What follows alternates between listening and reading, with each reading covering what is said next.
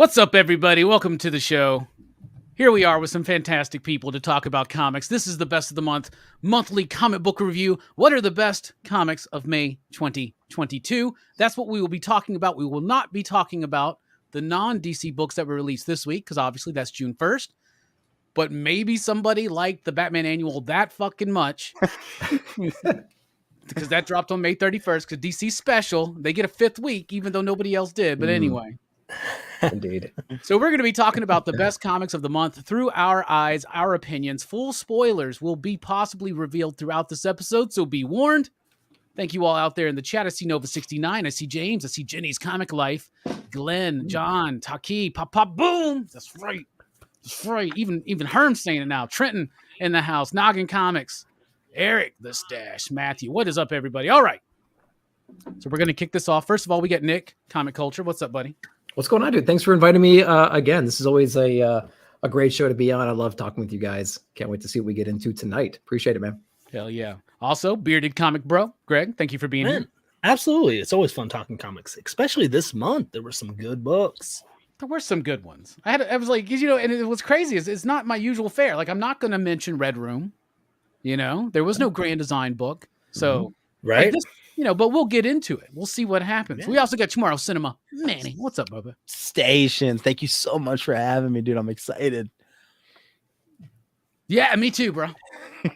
Nova69 says, can't find the boom emoji. That's what I use. When I type in boom, that'll work. That's what pops up for me. Yeah. And I stole it from Verno because he always did the emoji of like the soda with the straw. So he would do like pop, pop, boom. So, sure. Let's do that. All right. This is how we start. Nick, in your opinion, out of every comic book that was released between May 1st and May 31st of this year, what is your favorite comic of the month? In fact, what is your pick of the month? Man, with an intro like that, I appreciate it. And no pressure at all. So I always struggle with the pick of the month, but I will pick a book that completely surprised me.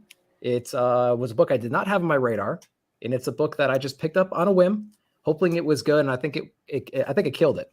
And so I'm thinking about Metal Society from Zach Kaplan, and I believe the artist is Balby. I'm probably going to butcher that name, but very, very, very cool book. The basic premise of the story, though, is the human race is gone. They're extinct, but probably not before they created some kind of an AI that was able to self-replicate, self-improve. It eventually takes over the world. And they kind of, I don't know if they got bored or something like that, but they decide to bring humans back into the mix. They have the technology. We can make them better, stronger, faster, that type of thing. They bring them back into the mix. It's kind of like a reverse of what we're kind of doing now in a way. But these humans were brought back into existence, not for just no reason, but to perform some of the lower level jobs is what I'm understanding from this book. They're doing some like scrap work and stuff like that, like harvesting precious metals and stuff. But what I really, really appreciate about this book in particular was the opening of it was this boxing announcer ring kind of a thing with this top specimen of the humans versus their top specimen from the robots. And they're about to go head to head. And that's how it opens. And the way that they portray that battle was done very, very well with the different colors and the artwork, especially. There's lots of like full panel spreads in there, which I thought was really, really well done. And then the story was very believable. It's like I said, it's kind of like a 180 on what's kind of happening now. We're kind of developing AI and robots to take over and do what we consider lesser jobs right now, like some kind of manual labor types things. And so this kind of flips the script a little bit. And I thought the art was really, really cool. It was believable. And I just had a really good time with it. So Metal Society is one of my favorite books of the month for sure. Did you guys? Who's the publisher on that? This is actually this is Top Cow. Oh, that's Top Cow. That's right. Yeah, that's right. Yeah. He's got books. Totally bought it. Zach has got books out from a few people right now because he's got Breakout at Dark Horse. He's got Metal Society at Top Cow, which he did. That's where he did Port of Earth was with Top Cow. So he's got a relationship with them, and he's got an upcoming Vault book, Mindset, which y'all pretty freaking good. Like the artwork is amazing in it, and it's really cool concept. Yeah. So he does sci-fi really well. I've been following him for a while. Like Port of Earth was pretty solid. I think no, he's not. But he did Port of Earth. That was a cool one. And he did Join the Future. Join the Future. Yeah. which I really like. And did you ever see much? Did you read Eclipse? No, that's Eclipse too, by right? his Eclipse was fantastic. If you haven't read Eclipse, check that one out for sure. It basically is just you have night, everyone's hanging out in the in the buildings and stuff at night, because if they go out in the sun, they get fried. Hell yeah. Oh, nice. Yeah. He's a great high concept sci-fi type writer. I loved Metal Society. The artwork was incredibly dynamic. And like you said, the way it introduces the story with this is the best human versus the best robot, we'll find out who is actually the best. Sweet. Yeah, this is how it opens, guys, with like this big boxing tournament. It's kind of like they're telling you the end of the story first kind of a thing. And so they show you where we're ending, where we're at, and then they kind of build it up from there. So we have our main human on the one side and we versus our main robot. It shows them backstage in the locker rooms, kind of getting ready, getting their enhancements on. It's Dennis from Face the Music, isn't it? Goddamn, look at that. But man, it definitely surprised me. This was a book that was really, really cool, and I'm glad I took a chance on it and picked it up. Yeah, I liked it a lot because then it starts building up that backstory. And it, like you said, it flips that script. Things that we see like in Not All Robots, for instance, where the robots are the menial thing. And I love the idea that in this movie, they're like, we decided, since we had the technology and the know-how to bring back humans, we figured why the fuck not? They're doing it just for like, there's no real purpose. They're just like, this is how great we are. We'll bring these fuckers back, Yeah, it's like, and they do it kind of Matrix style too. They have like these different pods and stuff like that, which I thought was pretty cool. They just birth people mid-aged, you know what I mean? Slightly enhanced is what I'm kind of getting to, as far as like strength and stamina and things like that. So cool book, man. Yeah, that one's definitely on my list of like 20 books here to possibly talk about, depending on what people bring up.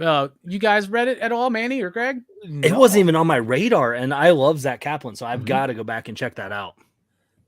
Wrote it down. Added to the list. Absolutely. So came out towards the beginning of the month, so it should be another issue coming soon. So Yep. All right, Greg, what do you think? What's your favorite comic book of May? What's your pick of the month? There were a lot out there, like I said at the beginning of the show, but I'm gonna go with one that I was like, it could be, it had the potential to be good, and so I was like, when I read it, I was like, man, I dug it, and I'm talking about 8 Billion Genies from Image Comics. Another one on my list of 20-something titles. I thought it was fantastic. So Charles Scholl, who mostly is just doing Star Wars stuff, is the writer. And he's teaming up with Ryan Brown. I think they did Curse Words together. Yeah. So the art's great. And just the idea of this concept of everybody in the world gets a genie, but you get one wish. It throws out the rules. And it's so well done, from the idea of even like there's panels that show how many people are on the earth, how many genies there are. And it kind of has this ratio that drops down as this, book goes along. Like, so there's little notes like that. And it's one of those, I feel like it could be very, over the top crazy. And because everyone gets a wish. And what I like about it is they keep those kind of like limited to a page or to 2-page spreads. And then they get you back to the kind of more grounded story inside the bar. And there's something going on with this bartender, because he's like instantly, like he drops this wish. He's just like, nothing can affect my bar, the people inside the bar. No wishes outside of this bar can affect it. And you're like, it's probably the smartest wish that was made. Right? He was on it like, too, hold man. up, wait a second. And then like he casually is like speaking like Mandarin or something at the beginning of the issue, like, oh, by the way, I got this. I'm like, dude, you run a bar at like the back end of Detroit. Like, how do you speak Mandarin? You're suspect. But I loved it. Yeah, I really liked it too. I thought it was really cool, and it was basically, this first issue is how the third act of Wonder Woman 84 should have gone, right? Because like my favorite bit's when you get that big, I think is it like a double page splash where you see everybody's wishes coming true, and you see the most ridiculous bonkers ass shit. There it is. Let's pull that up. Yeah, look at that. See, people got fucking giant fugitoids and like spaceships, and somebody's a giant, and there's UFOs and shit. Like, yep, that's fucking. That's what we wanted in fucking Wonder Woman 84. Not this stupid. I wish I was the stone. What? It doesn't make any sense. But I liked it. I thought it was pretty solid. I never followed through with Curse Words. I think I only read the first couple. Sometimes Charles Soule's work can be, I don't know. There's something that's not super exciting about it to me issue to issue, but his concepts are always really cool. This, though, I thought was really well done. I thought it was perfectly crafted. What did y'all think? I really enjoyed it. When you described it on, because I picked this up after I watched your review, and I was like, Wonder Woman 84, that doesn't really sound that great. So I grabbed it because I have to keep my budget $50 or I lose. I'm like a government agency. If I don't spend $50, then I lose the $5 the next month, right? So I'm like, all right. So I had $5 more to spend. I grabbed this book and I really enjoyed it. I love that with all the bonkers shit going on, at its core, it's still just like one of these strangers trapped in a bar scenario things. It's very, very It's a bottle story, right? Yeah. Absolutely. Which is appropriate for a story about 8 billion genies, actually, now that you think about it. Absolutely. So I really enjoyed it. And like Bearded said, I totally didn't trust the bartender when he started speaking Chinese. That's not xenophobia, that's just because it was weird. And then his wish was just so instant. So I don't know if we're going to have another Walter situation. I hope not, because I don't want to be 9 issues in and only like 5 pages worth of story progression. But it is this, you do get that like weird sus vibe from that guy. Yeah. Yeah. I like this one a lot. I do like the little informatic pages that we get that we talked about where it shows the human population. Obviously we have 8 billion people in this world, but then 8 minutes later we have 7.9. So we lost 1 billion people just instantly, you know what I mean? And then we kind of progress. And then like we talked about before, that double page spread of all the different peoples and what their wishes are. We have one guy in like a Ripley like mech suit, which I thought was pretty awesome, from like Alien and things like that. So you're like, that's your wish, bro? Yeah, like, right. You know the mechanical machine. The shit's about to happen, and you're like, come on, man. Hey, it worked for Ripley. Why wouldn't I know? I don't know. But one panel's in here. It's funny. You got like this like punk rock kid sitting across from his parents in Atlanta, Georgia, and it says that you'd both burn in hell, and like the parents are dusting away. Which I was just like, dude, this book has the potential to be. I wonder where the direction's going to go with this book. If it's going to be more zany, or is it going to like reel it in and be more serious and dramatic? So I think it has the potential to do both really, really well, and they've nailed it so far. And yeah, it was a great read. Good pick. What do you want to? Do you guys want to see it go more zany, or kind of like I like how it is right now of being in the bar more grounded and getting to look outside the bar to see the zany, but keep it more realistic inside? If they do the whole approach of the typical bottle story, which you have like usually a group of people stuck in a place where crazy shit's happening on the outside, then that's what it should be. It should be them in this fucking bar. Mm-hmm. Like, and maybe like every once in a while someone's going to leave and they're going to get got and shit like that. So I do want it to be a more grounded story about the characters in this bar. But at the same time, like I want to see some crazy shit happening out there, man, because everybody's got a wish. And like, some people are going to have some dumb ones. Someone just wished for a giant room full of pot. You know what I'm saying? Some wino just wished for a never-ending fucking bottle of wine. Well, because kids and babies would ideally have a wish. So they do. Oh, bro, yeah, I didn't even think about that. So like we're dumb with our wishes already, but like some kids like running around with like cotton candy hands or something because that's what the kid wants. Like, and you're just like, because that's how a freaking 3-year-old thinks. Then he eats them and he's like, I have no hands. What do I do? I got to stick it in and make more cotton candy. In this kind of situation, if everybody was going to get a wish, see, and here's the thing. Do they know that? Like, so they just make this selfish wish, but they don't know that everybody else is going to. If I knew, I'd be like, I wish I was invincible. Like invulnerable, like I'm immortal and invincible. Like nothing's going to affect me, right? Don't they, doesn't the genie say that? They know. Yeah. Okay, they know. That hey, everyone in the world gets one wish. I thought that's what. Okay, if that's what I wish for something like that probably. Yeah. But if it was just me, I would wish for a wallet that always had $100 bill in it. So then I go buy something really expensive. Like I'm gonna buy a car in cash. 100. Hold on. 1. 2. I gotta close it. Hold on. Hold on. Let me try it again. Oh, that's the refresh method. The close. Yeah. I'm gonna steal your wallet then. You're screwed. I know. That's what would happen in like your typical kind of genie story, right? Where your wish goes wrong. Somebody else steals. And the genies look like the people that they represent as well. There's that one page where they get first introduced and there's an old man with a beard and his genie has a beard. And then there's a kid and then it has like a little kid vibe to it too. So it's fun as long as they toe that line of like seriousness. They add a little bit of playfulness, they add a little bit of drama in there. If they toe that line appropriately, I think it's going to be a pretty cool book for sure. Oh yeah. Yeah, I'm excited to see how it winds up, how it ends up, man. Good pick, Bearded. What about you, Manny?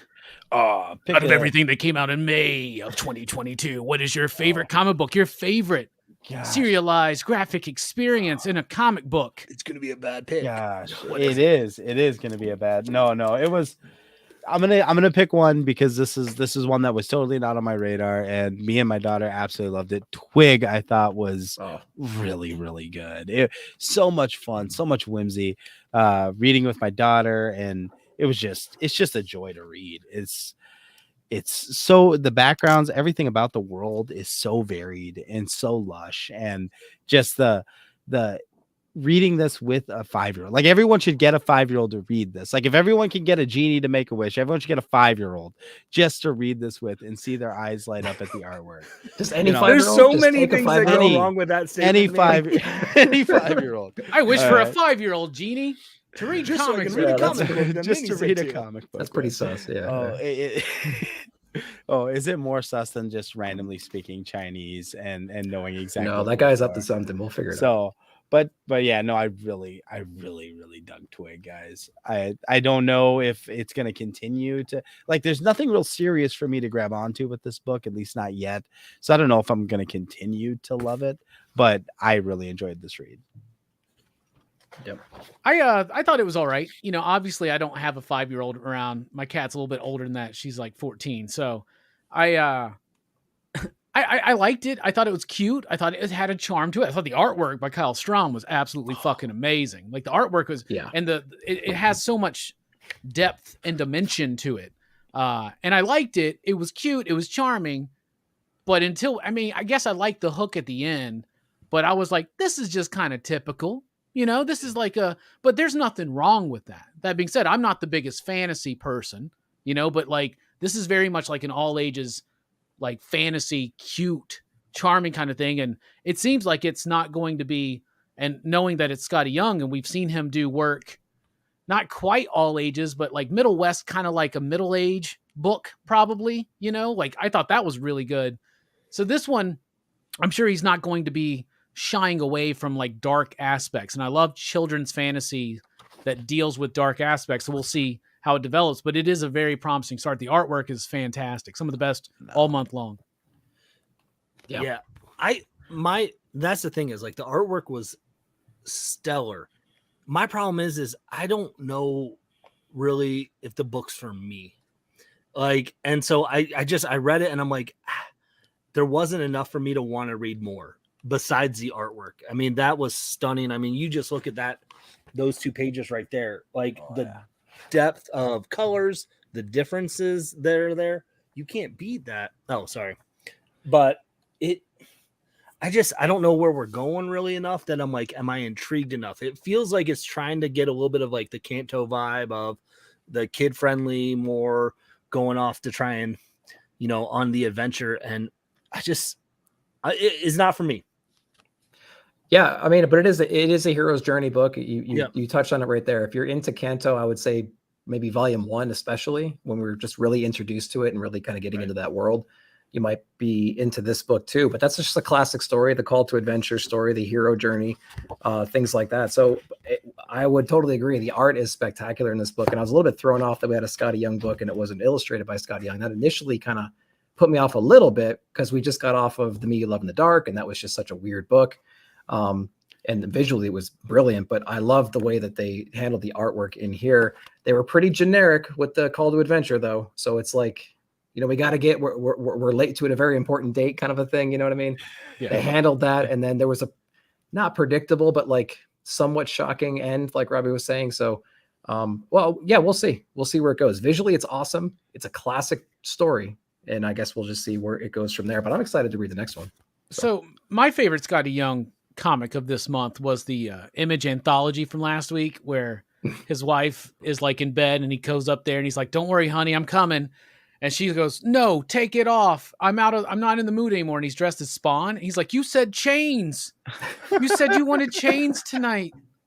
And it's Scotty Young dressed as Spawn. What was the last one that he illustrated and wrote? Was it I Hate Fairyland? I think maybe because Jorge Corona did Middle West and Me You Love in the Dark. Yeah. And of course, Humberto Ramos is doing what's that? Strange Academy, which is that's a solid book. It might be, and is he, because that's coming back too. Yeah, it is like this fall or something, right? Yeah. Now I think he just keeps himself busy. Obviously he's becoming a really great writer. You can write more comics in a month than you can illustrate. Yeah. That's just part of it. Though I think we would get better work solidly if he would write and illustrate his own comics. We'd get less, but the quality I think would be real. But at the same time, he's working with really great artists. And so you can't fault him for that. Yeah. One time I was at HeroesCon a few years ago, and I went up to Scotty Young's booth, and I was surprised there was nobody around. And I saw this dude with beard, and I started talking. I was like, hey, man, Middle West is like you leveling up as a writer. You're amazing. I went on this like 5-minute spiel about how much I loved his work, and he was impressing me through his writing. And then he goes, bruh, I'll be sure to let Scotty know that. He's at the bathroom right now. Oh, dude.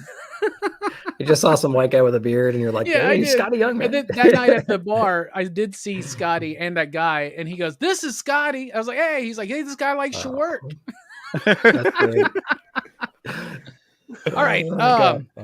For my pick of the month, I had to think about this because there's lots of potential here, but I'm going to go with what I thought had some of the best artwork, some of the most insane ideas, and just something I was so ready for because it's been a while. Shaolin Cowboy, Cruel to Be Kin, issue number 1 from Jeff Darrow. Y'all, if you have never read Shaolin Cowboy, do yourself a favor, read it. There's 3 trade paperbacks you can get. Dark Horse is publishing them. It starts with Star Trek. Then it goes into Shemp Buffet. Then it goes into Who'll Stop the Rain. But you could just pick up the first issue of Cruel to Be Kin because there is not a beginning to this story. It is about a Shaolin monk who has been asked to leave the monastery, and you don't see any of the origin. You get the origins alluded to. So that's why you can jump into any of these series, right? And so he's a Shaolin monk. He's got amazing abilities as far as kung fu goes and shit. And he is just roaming this wasteland, this desert wasteland. In every single issue of this, he comes across the most insane characters. Like in the first volume, he comes across this dude like King Crab. So it's like literally a fucking crab, like not a giant crab, like a normal ass, regular ass crab with like hundreds of fucking mercs and shit with him. And Shaolin Cowboy just plows fucking through him. There's a bit where he kicks the crab, and it's literally a sequence of like at least 5 or 6 or 7 pages of this crab going through every single body. Jeff Darrow is one of the concept artists of The Matrix. He's done work with Frank Miller, with Hard Boiled, Big Guy, and Rusty. His artwork, oh my God, it is the most detailed, dense artwork you will see. Yeah. And then you add in these crazy ass concepts. And this one, it's one lizard telling a story to another lizard about how he came across the Shaolin Cowboy. And Jeff Darrow is a big fan of kung fu movies and westerns, and you can tell. So he tells this story. It's colored by Dave Stewart, by the way. And of course, Jeff is doing his own thing. And so basically the lizard is born. His daddy lizard's trying to eat him. Shaolin Cowboy gets in the way. And you just get the most ridiculous shit. Like he's like kicking this fucking lizard, and it just gets wild. And then it gets even crazier. Look at that. He cuts off his tail. The artwork is amazing. It's so detailed. You'll get vibes of Mobius. You'll get vibes of Frank Quitely. You'll get vibes of Nick Patera. And then the second half of the story, all of a sudden, this giant floating jellyfish shows up with this weird, like, Hitler baby clone thing inside of it. In like a weird suit. Pterodactyl. Yeah. It's like, what? And in like a pterodactyl. Like, what the fuck is going on? It doesn't matter. It's just so imaginative. It's so silly. This whole sequence, he kicks this fucking pterodactyl or whatever through these bones of this dinosaur. And then when it gets to the end, somehow like chomps this dude's fucking head. Look at that. It's crazy. It's absolutely amazing, crazy, insane, weird, bonkers. And I have missed this. So that's we my know pick who of the month. we know who wished for the roomful of weed now. Jeff Barrow. No, I wish for a bag that always had a butt of weed inside of it. Let's roll a blunt, y'all. Hold on a second. But you got to close it. You 5 seconds. You got to zip it. And then you got to reopen it. And then you got to zip it again. This book is fucking awesome, y'all. And you don't have to ever read Shaolin Cowboy. You can just jump right the fuck in here, and you may feel lost, but trust me, we always feel lost, but it is such a fun, wild ride. So, Nick, you read this. Yeah. Was this your first Shaolin Cowboy? It was. In fact, what was your experience with it? I'm curious. Well, I saw... So when your videos come out on Tuesday night, when you say the pick of the week, I listen for the pick of the week. And then I always then I go back. I'm like, okay, if it wasn't on my radar, it's now going to be on my radar. Cause it's just like, that's just how I roll. So I saw that and I'm like, I don't know what the hell this is. Let me go ahead and pick it up. And then I picked it up and I'm like, okay, I can totally see why you liked it so much. I mean, first off, how much do you not envy Dave Stewart, so to speak, in this? Because just the opening panel alone, I would just be hating Jeff because of that. But then like the perspective again from that lizard, kind of talking to another lizard, like, see that guy down there? I think I know that guy. And then let me tell you this tale of how we met. And then like all hell breaks loose, like you just mentioned. It was awesome. I liked it a lot. The action scenes were great. It's completely over the top. It shouldn't make sense. None of this makes sense, but it was just such a fun comic. It was just great. So, yeah, man, I don't know what else to say. You did a great job. I love the recommendation. Thanks for putting this in my life. And I'm definitely going to be, looking up some of the previous stuff because it was a hell of a ride, dude. You got to get the 3 previous volumes. There's basically one series that's just him with, he's got this giant bow staff and he's got chainsaws on each end of it. And it's just him versus this army of fucking zombies. And the whole issue is literally just him fucking, there's no dialogue. And it's just page after page of him cutting these fuckers up. And some people are like, oh, that was like cheap, because some people, they're like, if there's no dialogue in a book, they think they've been cheapened out of the experience because they're like, oh, that took me 5 seconds to read, right? But this is about the art. Mm-hmm. You know what I'm saying? That's what it's about. This is an artist who's telling a story through visuals, and he cannot just draw something simple. Like we talk about George Perez, who we recently lost, unfortunately. And his amount of detail that he put in sorry, but George ain't got shit on Jeff Darrow. Like this, there's a reason this guy's comic book, he doesn't have many comics. Plus he's got the Hollywood money. I mean, this is the dude that designed most of the Sentinels in the Matrix. He's the guy that designed the birthing pod field and all that shit. He's got work in that Matrix hardcover. It's he, and I think Ed Piscor mentions this because he's been on their channel a lot. And I would highly encourage, there's this one almost 4-hour fucking stream with just them chilling with Jeff Darrow. I fucking love it. It's like the uncle I wish I fucking had. You know what I'm saying? But he's super cool. He was friends with Mobius. He still lives in France. His visions he's so and it's so funny. Like it's so quirky and fucking weird and just but like Ed Piscor is like, he doesn't just draw the detail, like he draws it so that you know how it works. Like if he's drawing machinery, it looks like it works. And like I said, he worked with Frank Miller on Hard Boiled and on Rusty, Big Guy and Rusty. Definitely worth checking out as well. For real. So y'all are. I need to check it out. Scotty, I just want you to know that I'm a big fan of your work. I think. I just wanted to put it out there. I know I'm a white guy with a beard. I didn't want you to get confused. Yeah, you all look alike. I don't know. We're really big fans. Thank you. I'm glad. And you mentioned the coloring and Dave Stewart. So like some people like Damien doesn't like this coloring. He thinks it's a little too orange and just brown, right? And I understand that. I get it. But if you read, like, so Hard Boiled originally had a different colorist, and the dude, like, it's impossible for Jeff Darrow to do something. There's always this much information on the background in the page, right? And this guy just kind of did a really cool color palette, but he would just like, all this area is purple, all this area is green, right? And Jeff Darrow never liked that, and I think it's because he wants it to be colored individually. Like, yeah, Dave Stewart, you really got to earn your fucking money here. Because you're having to color every little fucking shade and detail of something like that. Yeah. But I like it. I thought it was really cool. Y'all should check it out, y'all. And there's a whole team of flat colors as well. If you notice on there too. So. Manny does have it. Oh yeah. What do you think about it? I thought both of y'all did. Greg, you haven't read it, right? I have not read it. No. Oh no, dude! I need to get into it, man. It's gonna change your life, bro. I dug it. Man.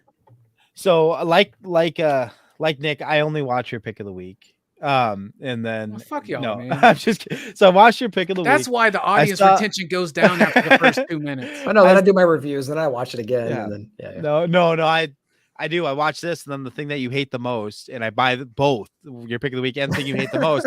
And I'm so fucking sick of buying X-Men books, Robbie. Please stop reviewing them, man. But Shaolin Cowboy, I loved it. I love the artwork. I thought it was really smart that it opens up so fucking bonkers. You've got like a beetle carrying a car. You've got pterodactyls and giant lizards all over the place. Like, because it opened up that way, even though I'd never read Shaolin Cowboy, I had no idea what to expect. I buckled up because I knew this was the ride I was going on. So I really dug that. I love that perspective of the lizards.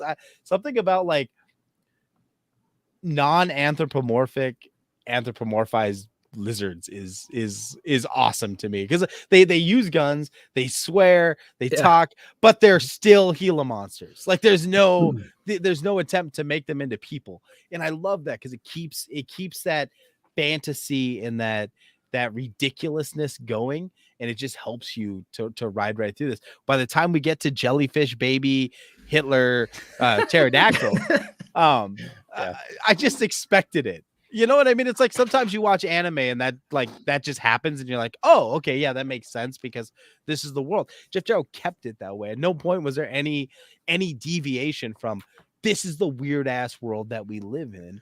And like you were saying, Dave Stewart on the colors, like when he finds that truck in the desert, there's no reason we need all of the different shades of brown for the rust. There's no reason we needed all like the dust plumes and stuff, but he put it in there and it made the experience so much more rich because of it. So I love the level of care that's in this book. It was beautiful to look at. It's great. And all 7 issues are completed. And so it will be out monthly. There was a great variant cover that I also picked up from Mike Mignola. I saw that was the one Nick showed off, I think. Yeah. And then you got upcoming covers from Ed. Everywhere. Ed Piscor, Jim Rugg, of course, from Cartoonist Kayfabe. But oh my God, who else? I can't think. God damn it. There's a lot more. I forgot. Yeah. Is this issue 1 of this arc? Yes. It is. Yep. Okay. Yep. Jump in. It's Looks good. like I got to get in. Yeah. I mean, it's just the most fucking wild, wacky fucking book. It's great. It's great. Yeah. Speaking of wild, wacky, what's another book you want to highlight, Nick? What else you want to chat about? Well, I wouldn't. I just want to say that all of our picks of the month have been non-big 2 so far. We had 3 Image books and a Dark Horse book. So it's usually how it goes. Just so the chat doesn't turn on us and bits don't get created. We're talking DC then. Damn, Nick is setting himself up for DC so he doesn't get in trouble. Marvel had some good stuff this month. I'm just gonna say. I'm leaning into Marvel. I'm sorry. They had some shit too. They did. I'm gonna break the rules. I'm gonna mention 2 books because they're the same thing in my mind. And I'm gonna go with Thor 25 and Hulk 7, just because they're practically a Thor book, or they're practically both Hulk books in a way.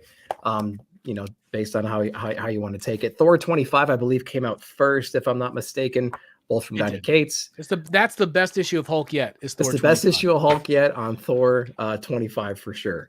But so we actually do get a little bit of an explanation as to what happened in El Paso. So from our Immortal Hulk. So it's pretty interesting. It's told kind of in a retrospective way. We have Bruce Banner and we have Odin. We talked that this is kind of open spoiler, obviously. So Odin is trapped inside of Mjolnir. He's kind of a spirit right now. His body has been, as the Vikings would do, has been lit on fire in a very cool way in a previous issue. And so his spirit lives on through Mjolnir right now, and only Thor can kind of hear him. But he has the ability to kind of transfer into Bruce Banner's mind. It's a very simple concept, very simple story. Bruce Banner right now has multiple kind of versions of himself. We have Starship Hulk, we have Command Center Banner, and we have Engine Room Hulk right now. And Odin seems to be able to communicate with this Command Center Banner, which I think is pretty cool. And so we do get a little insight on what actually happened in El Paso. The way I'm kind of perceiving this whole thing, though, is that Hulk kind of has this, and we touch on it in other runs and things like that, but he has essentially this like unlimited power source, this anger that's completely, it's limitless, right? We saw it in Titan a little bit a couple issues ago in the Hulk run, and we're kind of exploring what that means some more in these pages here. So we get our cool what happened in El Paso kind of a thing, kind of like the first of the 1-2 punch in Thor. We also get a cool conclusion in Thor where we have like the celestial Hulk Buster armor Iron Man, which I thought was just freaking awesome. I love that panel. I like that concept that Tony always has like this contingency plan. He's trying to prepare for the next biggest, baddest threat. And Hulk's kind of under the impression right now that he can't be contained. He's a power, he's a force that cannot be reckoned with. And of course, Tony's going to try to do his best to try to take him on. So we get that introduction. But in issue 7 of Hulk, we have this huge, gigantic battle issue in that like celestial palm, that contest of champions kind of a event going on between Hulk and Banner. And Banner, Thor is actually leveled up himself, right? He's gone through like the Endless Winter stuff. He was like the Herald for a while. He's got the Odin Force now. So he's leveling up himself too. But we kind of see Banner and the Hulk just taking on everything that's thrown at him. And then Tony gets thrown into the mix. And dude, it was just like a fun, crazy, just action-packed, kind of mindless in a way, but yet fun at the same time issue. I really dug it. I really dug it a lot. I think these 2 issues right here were better than the first arc of Hulk. And I just can't wait to see what happens from here. And it's the kind of book where I read the end of this issue where essentially Hulk gets to a point where he just explodes internally and sets off so much gamma radiation. It was pretty dope, man. That it converts other things around him. And now we have like a Hulk Thor right now, and Tony's armorless, and he's just kind of like witnessing all this. I'm at the point where this book where I just go, whatever, bring it on. I don't care what you do. Just bring it on. I'll consume it. I don't care what happens. It was just a fun read. It was just a fun comic. So that's why I picked these 2. I've been liking Donnie's Thor run. I feel like at times it gets a bit inconsistent. It's got stronger issues, stronger arcs, but it's, for the most part, it's okay. It's not like Venom level, but I think that I think that with success, he's kind of watered himself down a little bit, right? But I think he's also painted himself in a light where people's expectations of him with things like his Thanos run and Cosmic Ghost Rider and Venom, all the Venom stuff with Noel. People are expecting big, crazy, wild ideas out of Donnie. And, they're not all going to hit. I think Starship Hulk is the dumbest fucking idea that they've ever done in Hulk. I think it's so fucking stupid, right? That being said, and once again, Hulk's got an evil Hulk inside of him? No shit. Like every fucking Hulk writer's dealt with this. Like, but this is the real evil. There's what the fuck? I don't care about any of that, right? Yeah. Ryan Ottley, though, has been giving me a really fun comic. Yeah. What I have learned artistically, is Donnie with Hulk is just a kid playing with his action figures. That's what he's doing right now. And when I read it like that, I enjoy it a little bit more. I was talking to Jim Mint one day about it because me and him both have kind of been up and down on Donnie's Hulk run. And one thing he said to me was, and this is stuck, he goes, at least it's not boring. Maybe stupid, but it's not boring. Yeah. And he's right? So like, even though I don't necessarily like his Hulk run, I've been into it. That being said, Hulk 25 was the best issue yet. So we get the revelation of what happened in El Paso. It gives some gravity and weight to this story. But the Starship Hulk thing is the dumbest fucking idea. And the Thor run's been pretty cool too. And I didn't really like the God of Hammer story, but I like how that wrapped up with Odin in the hammer. One of my favorite things about Thor 25 was it's a conversation between the people on the inside, between Banner and Odin. And I thought that was really solid for that. So it's pretty fun, man. This is Donnie. He's got a Hulk action figure and a Thor action figure. He's just smashing them. That's the perfect way. That paint. Yeah, that's the perfect way to describe that. So of the battles they had so far, of the craziness, I want to know if you guys, when you read this, what's your favorite like over the top moment that Donnie's done so far, and Ryan's actually put together in the art. If you've read this book so far, the whole arc. I hopped off Starship Hulk right off the first, I think, 2 issues. Okay. I wanted to, but I I was like, Motley's art's so good. I know. And it's nothing. And like Robbie, you described it perfectly, but I didn't have the time for it. You know, like there's times where you got to pick and choose. And I was like, I can't. Yep. That makes a lot of sense. I mean, there's a lot of comics out there. We can't afford to read them all. You know, sometimes you just wait and maybe you catch them later on Marvel Unlimited or in a trade, or you borrow a friend's or whatever. You know, you can, you know, and sometimes you don't need to ever revisit something that you dropped. Right. So, what are you thinking about it, Manny? You know, I haven't been reading Thor, so I picked up Thor just to complete this little 3-issue arc here, and I liked it. It was a lot more. It felt like it had, like you said, more weight. I think that Starship Hulk has had a lack of why should I give a shit? You know what I mean? And this stuff with Thor and his father talking through the hammer was compelling, and then this concept of because of what Banner's been putting Hulk through, he doesn't know that this isn't a simulation anymore. And I felt like, okay, I felt nervous. I felt anxiety about that and how that fight was going to turn out. Like, especially after seeing because I wasn't digging the Titan Hulk thing either. It looked cool, but it but didn't work for me. You know, I was like, well, but knowing that he has that potential and he's going up against, you know, friends and not realizing what he could do. It's just another layer of emotional trauma that Banner puts on the Hulk. You know what I mean? Like, you're supposed to feel bad for Banner because he's saddled with the Hulk, but you know, this is something MCU has done too, where they've made us feel bad for the Hulk because he's kind of treated as a utility rather than a person. So like, I don't know. I felt like this one had a little bit more stakes for me. It's still just dumb fun, but you know, I haven't really been digging the Hulk, but I've been digging it enough to keep pulling it month after month. So yeah, and there was a huge contrast between the last run and Immortal Hulk and this one. There was a whole different vibe, a whole different writing style, art style, and it took the Hulk in places that we really haven't seen him before. And then we get this, and I think it was such a stark contrast between the two runs. It put off a lot of people really quick, and I mean, rightfully so. I mean, if you don't like the run, you don't like the run. And so I think that we lost a lot of people in the first 2 or 3 issues of this recent Hulk run because of the absurdity, because of the concept alone. But I mean, there's some books that I read where I just kind of turn the brain off and I just look at the pages and I'm like, wow, this is a crazy concept and really great art. I'll write it out and see what happens. And I'm kind of glad I did. But yeah, one of the craziest moments though, I think Thor put Mjolnir on top of Hulk's chest, that classic thing, right? Where you can't move now, right? Because you can't pick Mjolnir up. And his way around that was basically do like an inverse push up and push Mjolnir through his chest and up. So he's got a big hole. And the next panel was behind Hulk looking at Thor through the hole in his chest. And he's like, all right, we're not done yet. Bring it on, kind of stuff. I'm like, come on. I mean, that's just cool. It's absurd. It's stupid, but it's cool. Yeah. That sounds absurd. It does. My favorite bit, because you were asking about that, but like basically when Banner tells him like you got to tell him like he doesn't realize he's not in a simulation right now. Right. So like he's not like he's going to go to a level that he's not, that you've never seen the Hulk at. And he literally blows the fuck up like a gamma bomb, which I thought was pretty fucking dope. And then you wind up with Thor Hulk and you're like, is that a Thorized Hulk? Is it a Hulked Thor, or is it like composite Thor Hulk? Like the explosion merged them into one being. That would be an interesting kind of take. Yeah. But I had flashbacks to the absurdity we saw in like Thanos when we had old Thor and young Thanos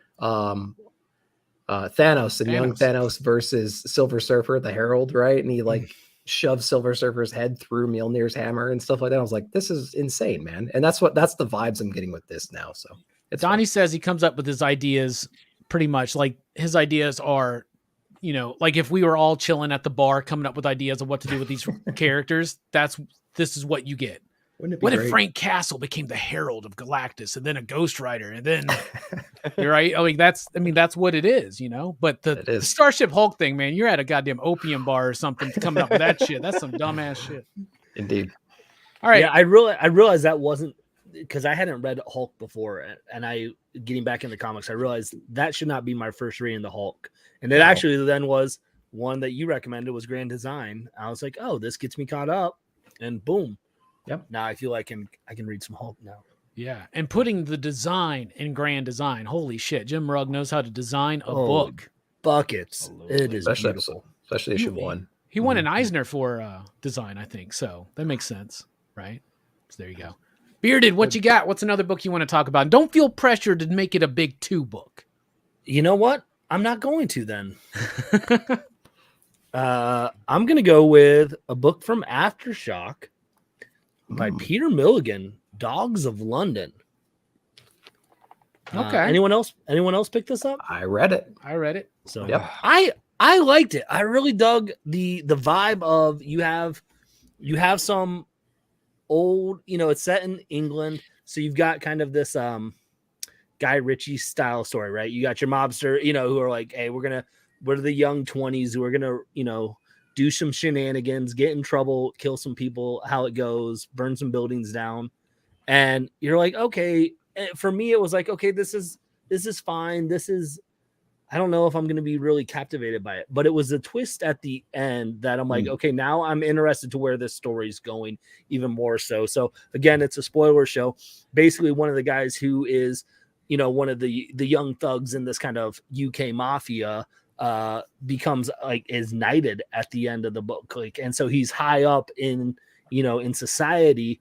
And you see then that his past is now coming to come up to like, okay, there's some people that are dead. We need to figure out what's up that's tied with him. And so the book for me, it was kind of like I was middle of the road until I hit that hook, because the hook made it like, yeah, exactly. That's exactly how I was. I was like, it was fine. It was a fine book, but the premise for me now has me captivated. I'm like, I really want to see where this goes. And so it very easily could just go, nah, I'm not into it after 2 or 3 issues. But I really dug that concept and that story, and I'm looking forward to seeing now where it develops into it. I really like Pete Milligan. I like his more esoteric type stuff. Okay. I loved Out of Body, which is a recent one. What's the God of Trimmers? Was that him? Yep. Yeah, I loved that one. That one shot, yeah. I didn't dig on this one. But the thing is, the Pete Milligan stuff I like is that more heady, trippy type stuff, not so much a little more grounded than thanks, Nick. So I thought it was all right, but you're right. That hook towards the end did kind of intrigue me a little bit more. What do y'all think? I know that Manny read it. Yeah, Manny read it. Dogs of London. Well, it's an Aftershock book. It wasn't for me. I guess I'll use that one. That's fine. It was okay. It was okay. I thought it was okay. Oh man, you're an Aftershock ambassador. I'm an Aftershock. So you have to say more. I'm trying not to. You don't want to. Okay, plead the fifth. Yeah, no. It was okay. Well, here's one of the things too with me is that I don't truck with nudity really, so I had to skip like the 3 page. I didn't have to. I chose to skip the 3 pages in the middle, so I don't exactly know what happened in the Dogs of London Club, but the rest of the book was. It was okay. The hook was good. I just don't know if I'm not a big English gangster guy. Like I have a hard time being scared of dudes who grew up eating crumpets and shit. So like I don't really like. So anyway, so yeah. Yeah. I think we said it. I was a little bit bored until I saw the hook, and then when I saw the hook, I'm like, I'm getting like old Haunts vibes from AWA, right? Where they kind of had like the gangsters that grew up, but then like the things they did in the past are kind of haunting them now. I had that kind of a feel, but it had like a supernatural element, not like old Haunts didn't with the ghost. But I think the hook at the end basically was the people that they took care of in the beginning that kind of helped them rise to power were then found. Where I think there was some kind of like mass investigation going on. They were like trying to dig up random places, something like that. And they found those bodies and they were completely preserved as if they were buried that day. Right. That's kind of the hook at the very, very end. So it does bring a lot of cool questions up as well. I would say I was pretty bored until the very end. So yeah, the hook was definitely there. So props to the hook for sure. And the art was pretty interesting and stuff too. Cool concept.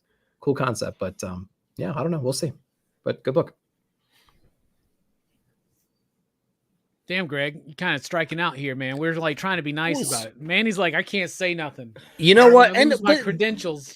But isn't that the great thing about comics, right? Like, you read something that isn't for you. And I'm I'm definitely on a kind of UK vibe. I just went and watched all of Pennyworth that was on HBO Max, and so like I'm kind of into that world right now, and I was into it. So it's all good. Are you a Peaky Blinders guy? I haven't gotten to see that yet, and I feel like I need. Yeah. But I do like Pete Milligan, and the like you said, Hook is cool. There is a supernatural tinge to that book, right? Yep. But I don't think it leaned into it heavy enough for what I was expecting. But maybe in the second issue though, and like Pete Milligan's a writer I trust. So yeah. See, I didn't need it to lean into it right off the bat. I think just like dancing around it a little bit is okay for me, because I think sometimes I feel like we get so caught up into a concept of a story. It's like, oh, we got a really cool bank robbery story going on. Now there's ghosts at the end, like, so like I'm okay sometimes letting a story just be outside that realm, and if it is, just give it a little bit of that. Yeah. Nice for sure. All right, Manny, speaking of nice, all right, what's a book you do have nice things to say about that I can crap on? No. Yeah. All right, fine, we'll go with Greg's ready, bro. He's gonna shit on it. I don't even care if it's the best book ever. It sucks. Oh, fine. Yeah, he'd be like, I just read Mouse for the first time. He'd be like, fuck that book. Awesome. Shit on Swamp Thing, Bearded. Shit on Swamp Thing. It's the worst book. Swamp Thing 13 continues to be the fucking best book out of the big two. Fucking bar none. I love this book. It's first on the stack every month. This issue, I felt like this issue did a really good job of. I feel like the first two on this new arc gave us this kind of resetting, and it felt like, okay, maybe we're gonna slow things down, but this kind of jumps right back into where we left off and kind of just continues to pull the fucking freight train forward. I love this. The stuff with Trinity, and the tragic shit that goes on with that character.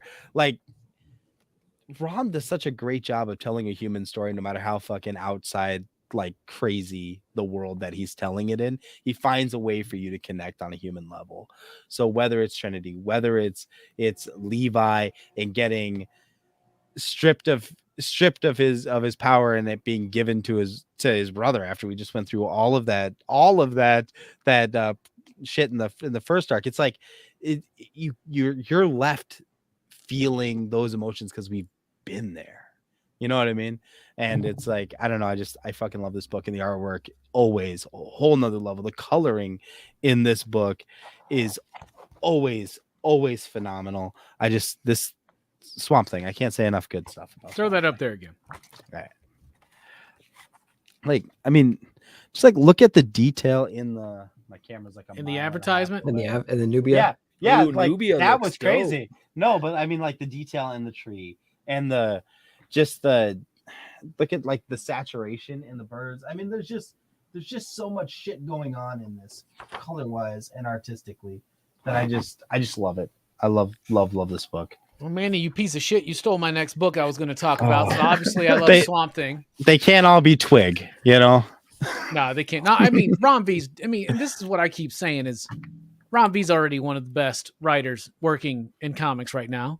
Mike Perkins is leveling up, because I remember seeing Mike Perkins on like Lois Lane, and I was like, it's all right. You know, it's just not quite working for me. There's something, but this is the book for him. Mike Perkins coloring, holy shit.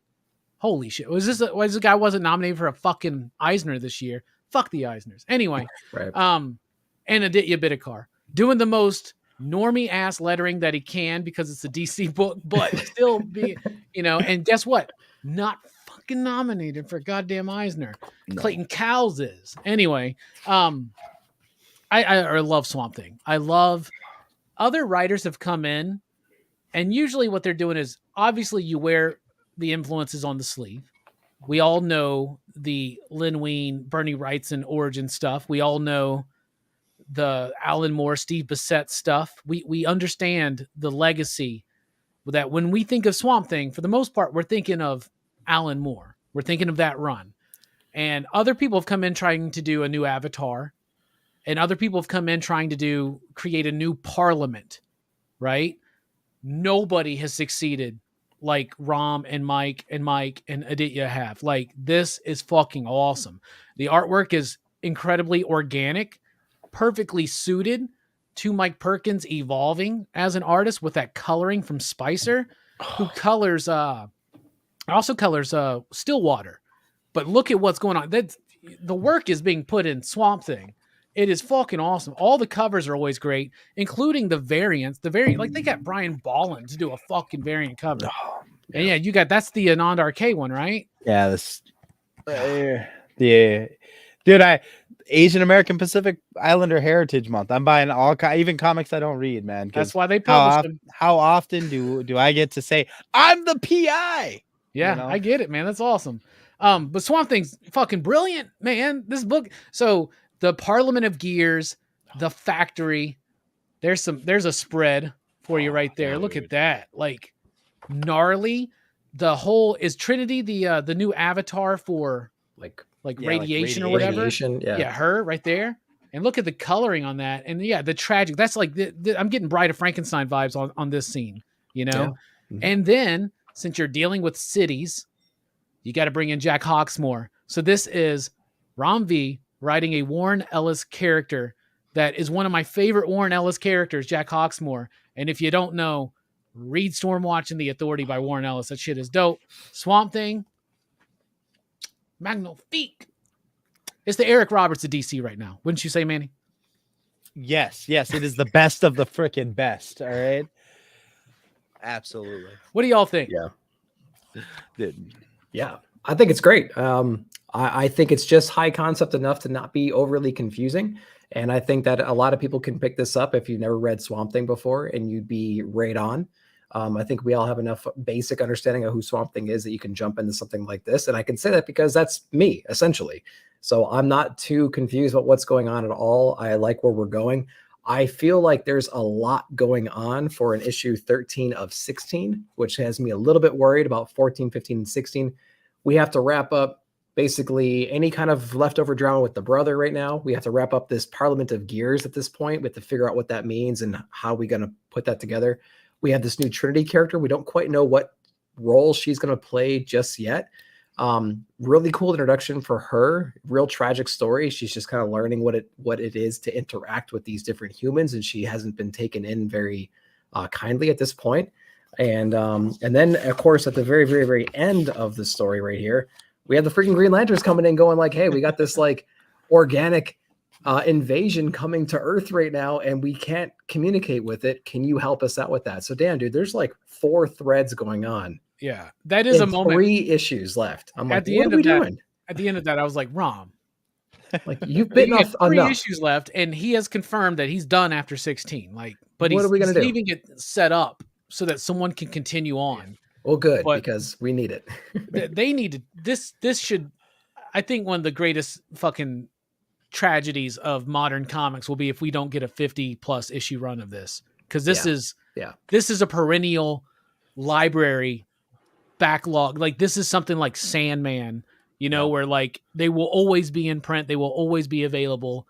It's going to be right there next to Scott Snyder and Rick Veitch. Well, they don't have a Rick Veitch omnibus together because that's a whole story. Anyway, he'll be up there, you know, like, but now Ram has said stories need to have a beginning, middle, and end. I understand that. But if we get more issues of him on Carnage than this, that will be the greatest tragedy of Ram V's career. I'm just going to say that. That's true. So who do you want to take over then after 16? If you want this, because if you want this story to expand, who are you wanting to take over the reins? I want one of his fucking homies to do it so they can call him if they need to. I want Dan Waters or Alex Packnedell. That's what I'll say. Dan Waters would be interesting. Yeah, he would be. Dan Waters would be great, man. He would be really, and Danny on the artwork. Danny, oh, good Lord. But at the same time, I almost don't want it to happen because I want Coffin Bound Volume 3. So, Do you read Swamp Thing, Greg? I switched to what was the other title? Green Hell, which we still haven't had a season 2 or volume 2. No, you do a show every month with Jen from Comics Will Break Your Heart, and you're not reading this book. No, and it makes her so sad. Because I was like, I was like, do I want to read 2 Swamp Thing books? So I was like, I'm gonna hold off on this one. I'm gonna do the Green Hell, and I could have done the Swamp Thing because I've only got 1 issue in 8 months? 6 months? Yeah, right. Yeah. Yeah. I'm down with that. Sorry, I got distracted and I was like looking at the comments. I was like, oh shit, he's done talking? Okay. All right. Where were we? Who said that? Oh, that was fucking Manny. Yeah. Well, I said I was done. Of Swamp Thing. Oh, okay. Yeah. Gotcha. Green Hell's really good. I hope we the release schedule though. Yeah. And here's the thing. Don't fault any of the creators. It's apparently because, they keep talking about the supply chain issues and the paper shortage. If you have noticed, those prestige format, like bigger, thicker books with different higher quality paper, those have been the ones that have been delayed the most. So like DC Black Label, they were already like quarterly, some of them, and now they're even worse. Like, I think this was initially set up to be released every 2 to 3 months, and now it's going to be even fucking worse. But when it's on the shelf, that's going to be fantastic. All right, since Manny took my second pick, Swamp Thing, I'll go with my third, which means I don't get to mention any big two books tonight, but that's okay. Ice Cream Man number 30. Can't have a monthly review, not talk about Ice Cream Man. Loved this issue. This is the drug scientific analysis testing issue, right? So it starts off, we got this dude, and he's like, yo, we're doing these clinical tests on this drug. It's a hallucinogenic drug, and we're going to give it to 2 individuals, right? And they tell one of them, you have a placebo. Like, don't worry, you're going to be fine. And he's just like, hell yeah, they're going to pay me for this. I'm cool. The other one, they're like, bro, you're getting a heavy ass dose. But in reality, they're giving the dude they told was getting a placebo more, like crazy. And so it starts off, and the one dude's having a good experience, and the other guy is not, right? He's like seeing these giant fucking insects on his fucking wall, cockroach looking at him. He's like tripping his shit. And the other guy's like, everything's cool, but he's seeing the Ice Cream Man because we know that he's got the drug. But then we find out even more, and then it totally switches gears like halfway through. And the dude who was having a bad experience, he's basically evolved into some weird shit. And the other guy is like tripping fucking balls, seeing all kinds of shit, winds up not having a good time with it, right? Yep. But these books may seem random. Every single issue of Ice Cream Man is incredibly well thought out to be a representation of human experience, the human condition, and human tragedy. But at the same time, what binds it and makes it all worthwhile, which is hope. Even the guy who's tripping bad at first, he winds up finding his hope. It may be a twisted, sick version of it, but he winds up finding a semblance of hope. The guy who thinks he's okay just keeps fucking getting crazy. I love what W. Maxwell Prince does with this book. Like, even the ones that don't resonate fully with me, and this is, to me, is not one of the best issues of Ice Cream Man, but it's one of the best comics of the week, because even a middle-of-the-road issue of Ice Cream Man is one of the best comics out there because it's amazing. Designed to appeal to anybody at any given issue, right? But it is weird. It is unnerving, but at the same time, it is, when you thread it all together, it is about what is life then? If everything's so meaningless and random and dark and dour, and how do we not just fall into despair? When you read all of these, especially in a sequence together shortly, you pick up that thread of, it's about, we make our own meaning. We find our own hope. We can either give into the despair of an uncaring universe and cosmos, or we can make our own meaning and have a little bit of fucking hope. And that's the only thing that keeps most of us, all of us, going through every fucking day. Because we could all just give the fuck up, crawl into a corner, and become a fucking giant cockroach sitting on a fucking wall. But it takes strength. And it is the human strength that we have to look beyond that and have a hope for a better day. But do something about it. What y'all think? Y'all read Ice Cream Man this month, man? How's anyone going to follow that? Yeah. I'm like, we're done. Oh, come on, man. That's perfect. Yeah. No, I freaking loved it. I love the use of foreshadowing, that little cockroach fat monster thing. It's constantly saying bick, bick, bick, bick, bick, and then the Ice Cream Man keeps talking about pens. And I love that because it's the narrative that's being spun for these guys. You know, like, like the guy who thinks he's getting a placebo, he's for the first while, he's content to live in the world believing he's having a placebo. He's willing to live in the universe that's created by what that doctor has written out as the experiment, right? And then the other guy gets told he's getting a drug, and he's immediately living in that scenario. And it's not until, you know, they get to kind of this middle ground where the guy who thought everything was fine now sees the reality of the situation he's in, and it goes completely off the fucking rails. The other guy, he existed in that reality already and has come, like Robbie was saying, to some level of acceptance in that. And I just love that the idea, even this story itself, is a narrative crafted to take us on a journey with all these different twists that we don't see coming. And I love that it's all right there in front of us at the beginning. Just even the monsters, big, reminding us that these worlds that we get so fucking invested in week after week, every Wednesday, we are so invested in these worlds that are written by men, and it's in those worlds that we exist, even for these moments. And I love it. I fucking love it. Hell yeah. Damien, by the way, I would read that comic like 100%. I would read it and be like, what are they going to do? And then it'd be like, God damn, they fucked me up, man. I love it. I didn't even mention, the doctor, what happens to the doctor. What that represent. Oh my God. That's fucking Nick. What do you think, man? I think Ice Cream Man has a really unique way of resonating to every single person. If you've read every issue from issue number 1, there has bound to be something that resonates with you in some way, either how you're living your life, a relationship you have, how you treat yourself, the thoughts that you have. So this book has continuously had some real human emotion just in the core center of it. And I think it's a really unique book in that sense. And this issue was pretty crazy. And again, the hook, it's one of those books you can sit down, you can analyze over and over and over again. Like, what does this mean? What does that mean? What does this mean? And each issue will resonate with you differently. I preferred the family tree one. I think a lot of us probably can resonate with that in a way too, and see how like habits that form over generation filter their way down.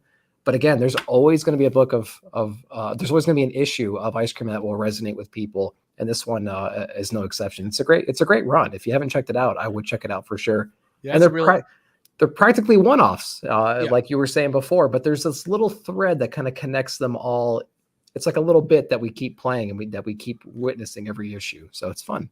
It's basically like when W. Maxwell Prince and Martin Morazzo and Chris O'Halloran and Good Old Neon decide to end this book, the last issue is going to finally tell us who the fuck the Ice Cream Man is. Because every once in a while they lean into it a little bit, but even less nowadays. Yeah, the cover of this one leans into it even. Look at that. The black and white mouse going at each other. And look, what does that mean? It's the image eye. What does that mean? Oh, get your shades ready. Dun, dun, dun. Now, Dennis is a friend of William or W. Maxwell Prince. So Dennis Camp, he's always messaging me like, bruh, you have no fucking idea. Ice Cream Man's about to get stranger and more powerful. You know, I'm like, no, how? What do you think, Bearded Man? So I got to preface this before I give my opinion. I just want to show people I do read comic books. Like, this is my box for just this month. Nice. I didn't read Ice Cream Man. Oh, shit. Jen, by the way, you also just missed him talking shit about Swamp Thing, but it's okay. No, I didn't. I just said I wasn't reading that Ron V's run. I was saying I'm all about Green Hell that Jeff Lemire's doing that not putting out right now. So before you throw me under the bus, Jennifer, you can rewind the tape and rewind the tape. What year do you think this is, Greg? I'm looking at your freaking Castle Grayskull behind you. I think it's 1980. I don't know. If anybody watched my comics and karaoke thing yesterday, I was like, my first book I showed was what the fuck was it? It was like a Todd McFarlane cover. Then I showed an Eric Larson cover. Then I showed a fucking Rob Liefeld cover. And I was like, what fucking year is this? This is weird. This is wild. She's going to put it in her VHS rewinder. I also like how she acts surprised. Be kind, rewind. But like we talk about this every week that I'm not reading Ron V's. But I've got Swamp Thing right there. Oh, that makes up for it. Yeah. Right? Doesn't it count? Bro, I want the entire 90s Swamp Thing fucking action figure line. All I have is I have a what's his name? Skin Man or something. What the fuck is his name? Is it the blue one? The blue one with the orange overalls? No. Wait, maybe it is. Then there's the one who kind of looks like a vampire, like really like light gray, dark blue skin, like skin and bones. I think that's the one I have. Okay, I'll find my box later and I'll see if because I have those. Oh, nice. I have him on card, but I want to get the whole thing. I had the play set where you had the foam swamp pit that he would go down. Yeah, I wanted that so bad, man. I never got that. I'll get it one day. God damn it.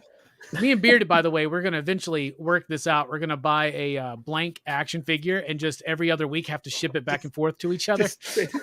I found that when it was what, $3,000? Yeah, I know. I was like, oh, that's tempting. Is there a payment plan? What's going on here? How many shares we got? Did everybody speak on Ice Cream Man? Yeah, everybody spoke on Ice Cream. I think so. All right. Shit, man. We're only an hour and 11 in. We get a third book. That's awesome. Because I prepared for a third book. My third book was going to be Ice Cream Man, but Manny stole Swamp Thing from me. Yeah, but it's okay. I got to shift some stuff around myself. Yeah, Nick, what you got? What you got, bro? Well, I started with an indie. I'm just going to round it out. I'll pick a DC book. Look at Nick trying to please everybody. Listen, gotta please everybody. That's the opposite of what I've been doing today. Apparently, just pissing everyone off. I'm gonna pick some obscure. I didn't read that one, but the one I did read, everyone's like, yeah, we're like, nah, we didn't like that one, Greg. Good going, man. That's right. That's right. Let's talk about all these books you didn't read. One book that kind of surprised me. It's just, again, it's all about reading the book and having a lot of fun with it. And I'm going to say I had a lot of fun reading Flashpoint Beyond issue number 1 from Jeff Johns. I had money on Nightmare Country. Damn it. Yeah, that's also that's in the stack. You owe Fable $5, man. So Flashpoint Beyond to me right now is basically like a what if Flashpoint didn't happen, right? That's essentially what's kind of going on right now. We have Thomas Wayne kind of waking up like, wait, we undid all this stuff. Why do we still have the Atlantean? Like, why is like Aquaman still taking over the world? What's going on with Themyscira, with Diana and stuff like that, and the and Wonder Woman and whatnot? And so there's a lot of crazy stuff going on. We had a cool issue number 0. There's a couple lead-in issues. I can't exactly remember. Dark Knights of Vengeance, I think, was one of them, if I'm not mistaken. Well, that was a reprint of the original Flashpoint series by Azzarello and I think Eduardo Risso did that as well. Gotcha. And so that's the origin that was part of Flashpoint. Right. And they did the 0 issue and then to here. Yeah. There was a couple lead-in issues. Exactly. Yeah. So I like this a lot. Again, it reads kind of like a what if it didn't happen? What if Flashpoint never really, not Flashpoint, but what if the results of Flashpoint, the end of Flashpoint never really happened and the war continued and things like that, which I think is cool. What I like is he kind of like, he tries to apply the same lessons he learned in the beginning. Like, I got to get Barry Allen. I got to convince him what's going on. I got to give him the Speed Force. And that goes to hell because he's like assassinated. He's assassinated instantly with like this Manta looking dude. And he's like, yeah, he extrapolates that he kind of works for Aquaman. But what I like is a lot of the humor they put in this book too. They have like Penguin in here watching after Harvey Dent's kid now that he's kind of an orphaned kid right now. And he's like, well, what do you want to do? He's like, well, I want to learn how to shoot a gun. And his response is, what kind? You know what I mean? And they like start shooting up in Wayne Manor and stuff like that, which I thought was pretty fun. See, he should have been like, well, I have this umbrella. I have this umbrella and you can spin it and it'd be really cool. But there's a lot of like compositions and layout in here about how much like Aquaman and his army has taken over different parts of the world. And I'll show you this one right here that really kind of stood out. He's like in Russia, he's over in London and stuff like that. Like it's got these really cool spreads about how much he's kind of, it's just really well put together. And they even took time to put like fill in. This could have been white, you know what I mean? But they put in like those tridents to really kind of show you the dominance of this army. Look at the scope on that, man. The scale. That's awesome. Yeah, it's just meant to show you that like this is all over the place. In the very next panel, we have this very interesting like Diana chained up right now with her own damn lasso with this rising water and the guards watching her like, hey, listen, we shouldn't be here. Her execution is she should drown alone. That's great coloring there too, man. Awesome perspective, great coloring, lots of drama in here. And so I just really appreciated that. It's a great what if, like I said, lots of drama built into this, great perspective and coloring and paneling. I really did appreciate that. So Flashpoint Beyond, again, a book I didn't really have too many high hopes for, but I thought really nailed it. I really like Jeff Johns. My biggest worry was that Jeff Johns is doing this with 2 other writers. Like Tim Sheridan is one of them. I don't know who the other one is. Is it Dennis Culver? The other one's the guy on Flash, isn't he? Is it Jeremy Adams? Jeremy Adams. I think it's Jeremy Adams. Yeah, and there's a bunch of different artists too. Mm-hmm. I like Jeremy Adams. I like what he's doing. After talking to Josh last week, and Dennis is like, or Jeremy, and what he's planning with Flash, and I'm really, really excited. Like, I think he's doing a good job. Tim Sheridan, his Shazam and Teen Titans Academy didn't really quite work out for me, but this is still a very distinctive Johns feeling vision. It feels like a Jeff Johns comic. It doesn't feel like we're being cheapened out of it, like they're just using his name or his concepts, right? And I love, like you mentioned the what if nature, and that's cool, and it's cool to see this. But with the DC, and we know that there's the Dark Crisis about to happen. Jeremy Adams is tied into here. Maybe his job is to make sure, him and Tim are to make sure that it's tied into current DC goings-ons. Yeah. But Jeff is also using this as a thing to explore more of the stuff left dangling from Doomsday Clock, the Manhattan Kid, right? Yeah. Yep. And the whole metaverse concept, which we see briefly in issue 0, where we see our Batman, 616 Batman, let's just call him that. We see it's Earth 0, we know that. But we see that Batman like kind of piecing this all together, like, right? And I love it. And I love the twisting on the expectations. Wonder Woman does kill Aquaman. They do kill Barry Allen trying to give him his powers back. Like shit like that. I think it's fucking awesome. Anybody else been reading this? What do y'all think down there, man? In the basement. I skipped on this because of that aspect of, I just was like, what more do we have to tell with Flashpoint? But I've heard nothing but great things from those aspects that you're talking about. And it's interesting to me to see like what Jeff Johns is going to be doing, because I'm just, since it's a spoiler show, does he bring back, like the 2 characters from Doomsday Clock?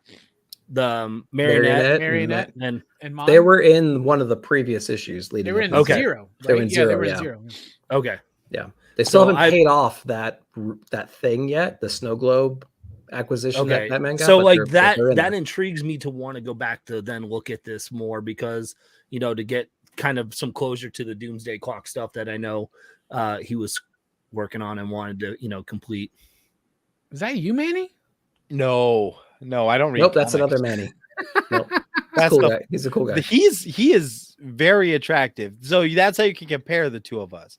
There's Manny reads comics, looks like he was chiseled out of stone, and I look like I'm the leftover shit that was compiled afterwards. Like, God damn, man, you're too hard on yourself, bro. I think you look fine, but then earlier tonight when I saw you with your brother, I was like, oh, Manny's looking rough. I know it, dude. I'm just kidding, man. We know where the genes went. Jesus Christ, come on, man. Manny's a cool guy, though. Check him out. You reading Flashpoint Beyond, Manny? No, I didn't pick this one up. Instead, I decided to continue to grab Detective because poor financial decisions, as we've talked about. Yeah, do you not? Yeah, you can tell you only listen to my pick of the week. Pick of the week and then stop. Yeah, no, I Detective. I have all the detective. Yeah, fuck me. Yeah, no. What is wrong with you only pick up Detective in a couple weeks from now. That's because you're a fan of the Riddler. You want a Riddler story finally. So yeah, I want Riddler to have a mustache and just totally shamelessly mimic the fucking plot of the Batman movie. I mean, it is the Batman movie in comic form. but instead of military grade mask and a flash jacket, he's got a twirly mustache. Yep. Yeah, it's like, God, it's like they always try to like, what can we do? Like even at the beginning of the Snyder and Capullo run, they were like, what can we do?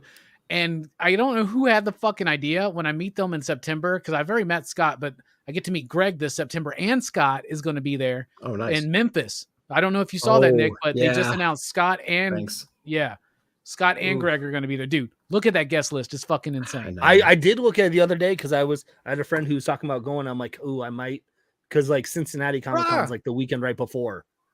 You come down to Memphis. I'll be there. Nick will be there. I might be there. Yeah, I got some relatives out there. I can hang out. It's right. That'd be a big trip though, right before Baltimore. We'll figure it out. We'll see. We'll see what happens. It's fun. Man, you're invited too. I think I'm only there the one night though. I think I'm only there the one day because we're not planning on staying there. But we may change that. I don't know. Well, right now we're focused on Heroes Con. We just got our hotel. We're like right there at the convention center. We got a good hotel room. Bro, we're gonna have so much fun. I'm missing. I'm at all the cons y'all aren't at. Like y'all are doing Heroes Con. I'm going to Terrificon. So like it's like we keep. Heroes is the best, man. Heroes is like if you look at that guest list, you're just like, what the fuck? Like Klaus Janson, John Romita Jr. Like Daniel Warren's gonna be there, right? Yes, he is. I met him there in 2019. Man, super cool dude. Damn. Yeah, and I know. Was it actually Daniel Warren or was it a guy that? It was actually him. He signed my Murder Falcon, or some random fucking dude signed my Murder Falcon. So note to this story from this stream: don't buy any signed unauthorized comics. I know what these fuckers only. I know what these fuckers look like now. I look them all up, but at the same time, like, I'm just gonna say the dude that was working Scotty's booth with him looked like Scotty. I mean, I'm just all I'm gonna say. Like, he just had less hair on the top. But anyway, since I got to pick another book, I'll pick an Aftershock book because I thought this was a nice, like, one-shot anthology sci-fi horror type thing from Wando. I want to talk about Spectro. I love this book. I have been a fan of Wando since I first saw his work on Dark Ark, and I loved his artwork. Now, a lot of people think it's a little simple, but whenever you see simple line work that actually still has composition and design and perspective applied to it, that's more difficult sometimes, right? Plus, he's writing, coloring, and lettering this book, right? Let me blow me up so you can see the amazing colors on this fucking book. Yeah. It is beautiful. So this is 3 short, simple sci-fi horror stories all involving space. The first one's about this dude who gets this like artificial intelligence driven like weight loss program, and basically it's trying to guide him into losing weight even if he has to lose an arm and a leg to do it. And then you've got this whole council of planets deciding that Pluto's no longer a planet, and Pluto's pissed about that. And I'm just gonna we did say spoilers, so Pluto's kind of pissed about that. So what? And then you got this cool story about this astronaut alone on a planet by himself, and there's a twist at the end. The twist is that he's fucking dead. Dun, dun, dun. And the suit's just continuing to keep the mission alive because the suit's like, the mission's the most important thing. And I'm trying to remember real quick what this third story is about, this dude that gets possessed in the space. Bruh, all 4 of these fucking stories, because that's the 4th story, they're amazing. Wando is getting better as a writer, right? Like, I didn't necessarily like Bad Reception story-wise. Still love his artwork. Love that, like, it's got this luminescent animated quality to it that I really love. It's like, it's kind of almost like the vibe of an anime film color wise, but it's like the line work of like almost like an American, like WB Batman animated series produced type thing. Right. And then I think with this doing 4 short stories that are all tied into a theme of like sci-fi horror, but involving space, I think it was a way for him to kind of, a lot of the stories are typical and they're nothing that will really truly surprise you, but they're all kind of fun. And they all got that twist at the end, like a Tales from the Crypt. This is like weird science for the modern day. And Wando has all of my $8 with this one. Well, I guess is this the first thing he's done since Bad Reception? I'm trying to remember. Manny, because you're the ambassador. You know, it's the only thing I've got on my list from Wando. So for my recent comics, if you look on my Slack, so because I mean that's encouraging to hear about leveling up, because I loved in Bad Reception the process of like even the first 5 pages of that first issue where it's all black with just like the streak of blood, and it's that conversation going through with the guy who wrote the book and the TV commentator. It just is a cool concept that I like his layouts. I like his artwork and how it's done. So I'm intrigued now to go back and look at more stories like this from him. I'm trying to think about it. He did Strayed, right? Didn't he do Strayed, the Dark Horse book? I think he did Strayed. Maybe he just did covers on that. No, he did Strayed. The one about the cat that can like read minds and shit. Isn't that what it was? It was a really cool book. Anyway, good title for that premise.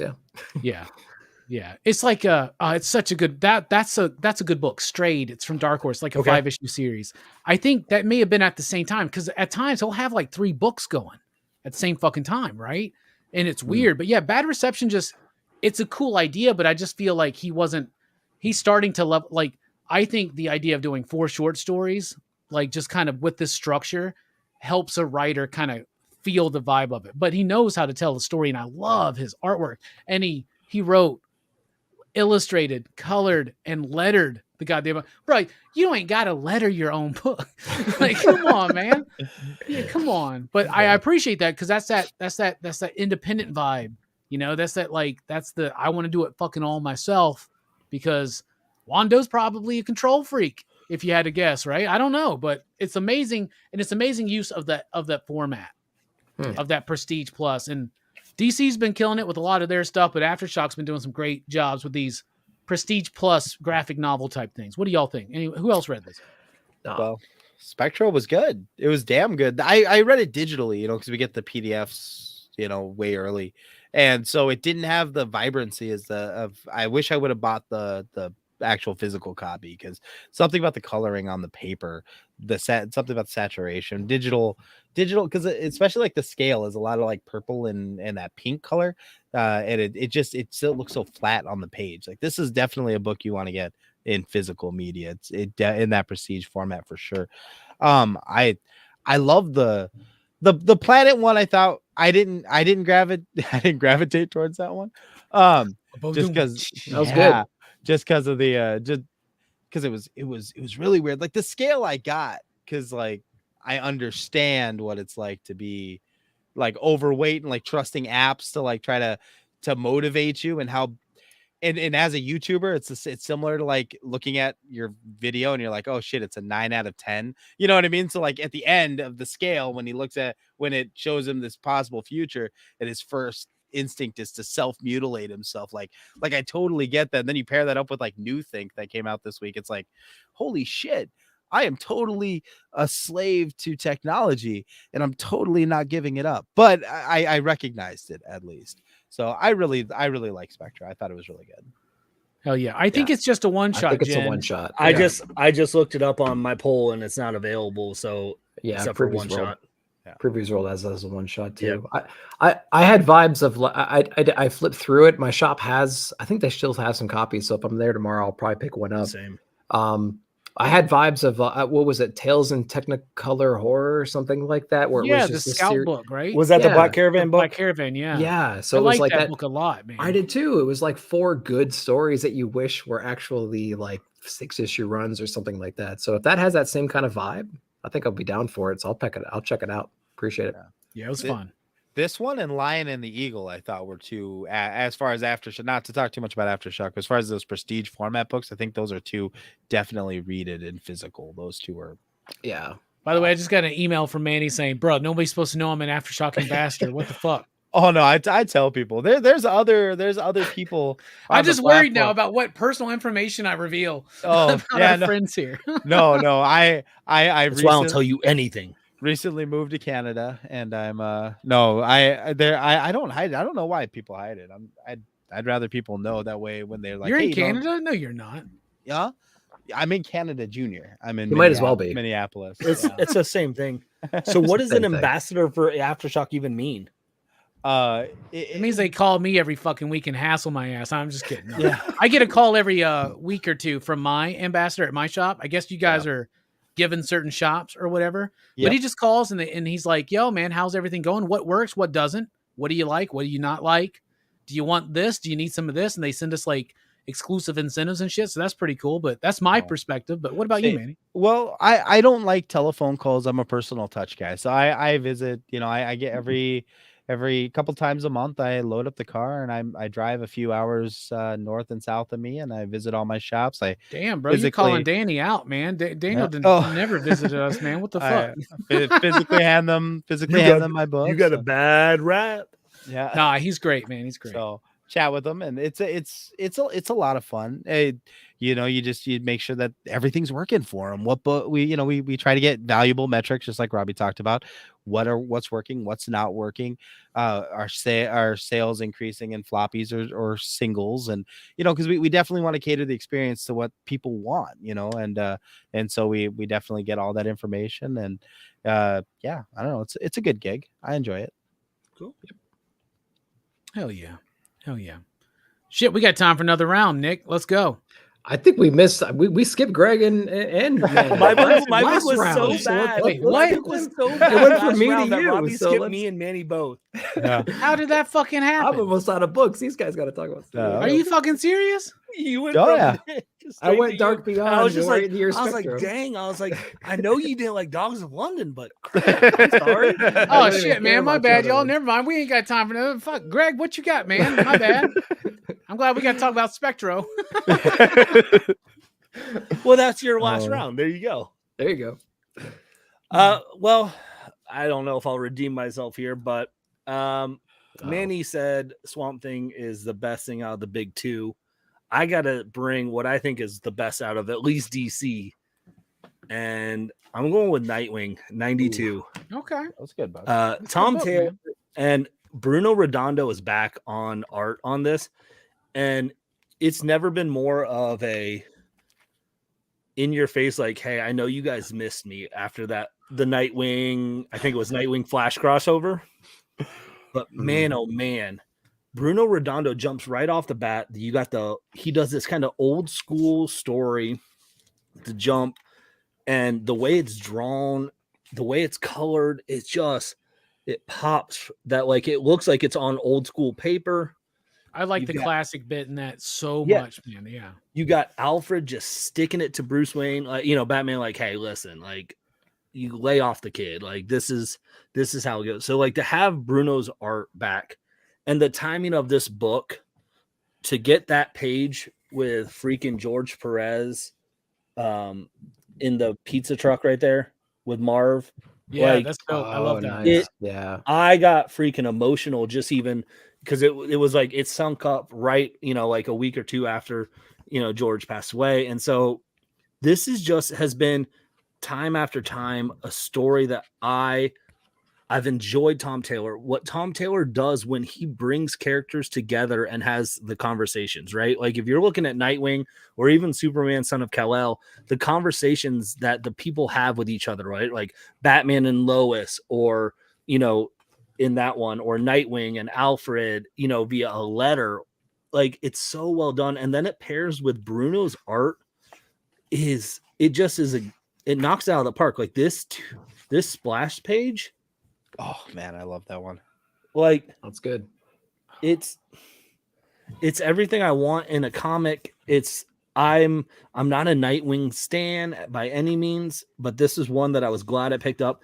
And it's getting back to what I feel like Tom Taylor's story he wanted to originally write, because we got the story of the Heartless character that we got introduced to right at the first couple issues. Then we had to go off sister, right? Right. And then we had to get off on Future State run. And then we had to get off on a Superman Nightwing crossover. Then we had to get on a Flash Nightwing crossover.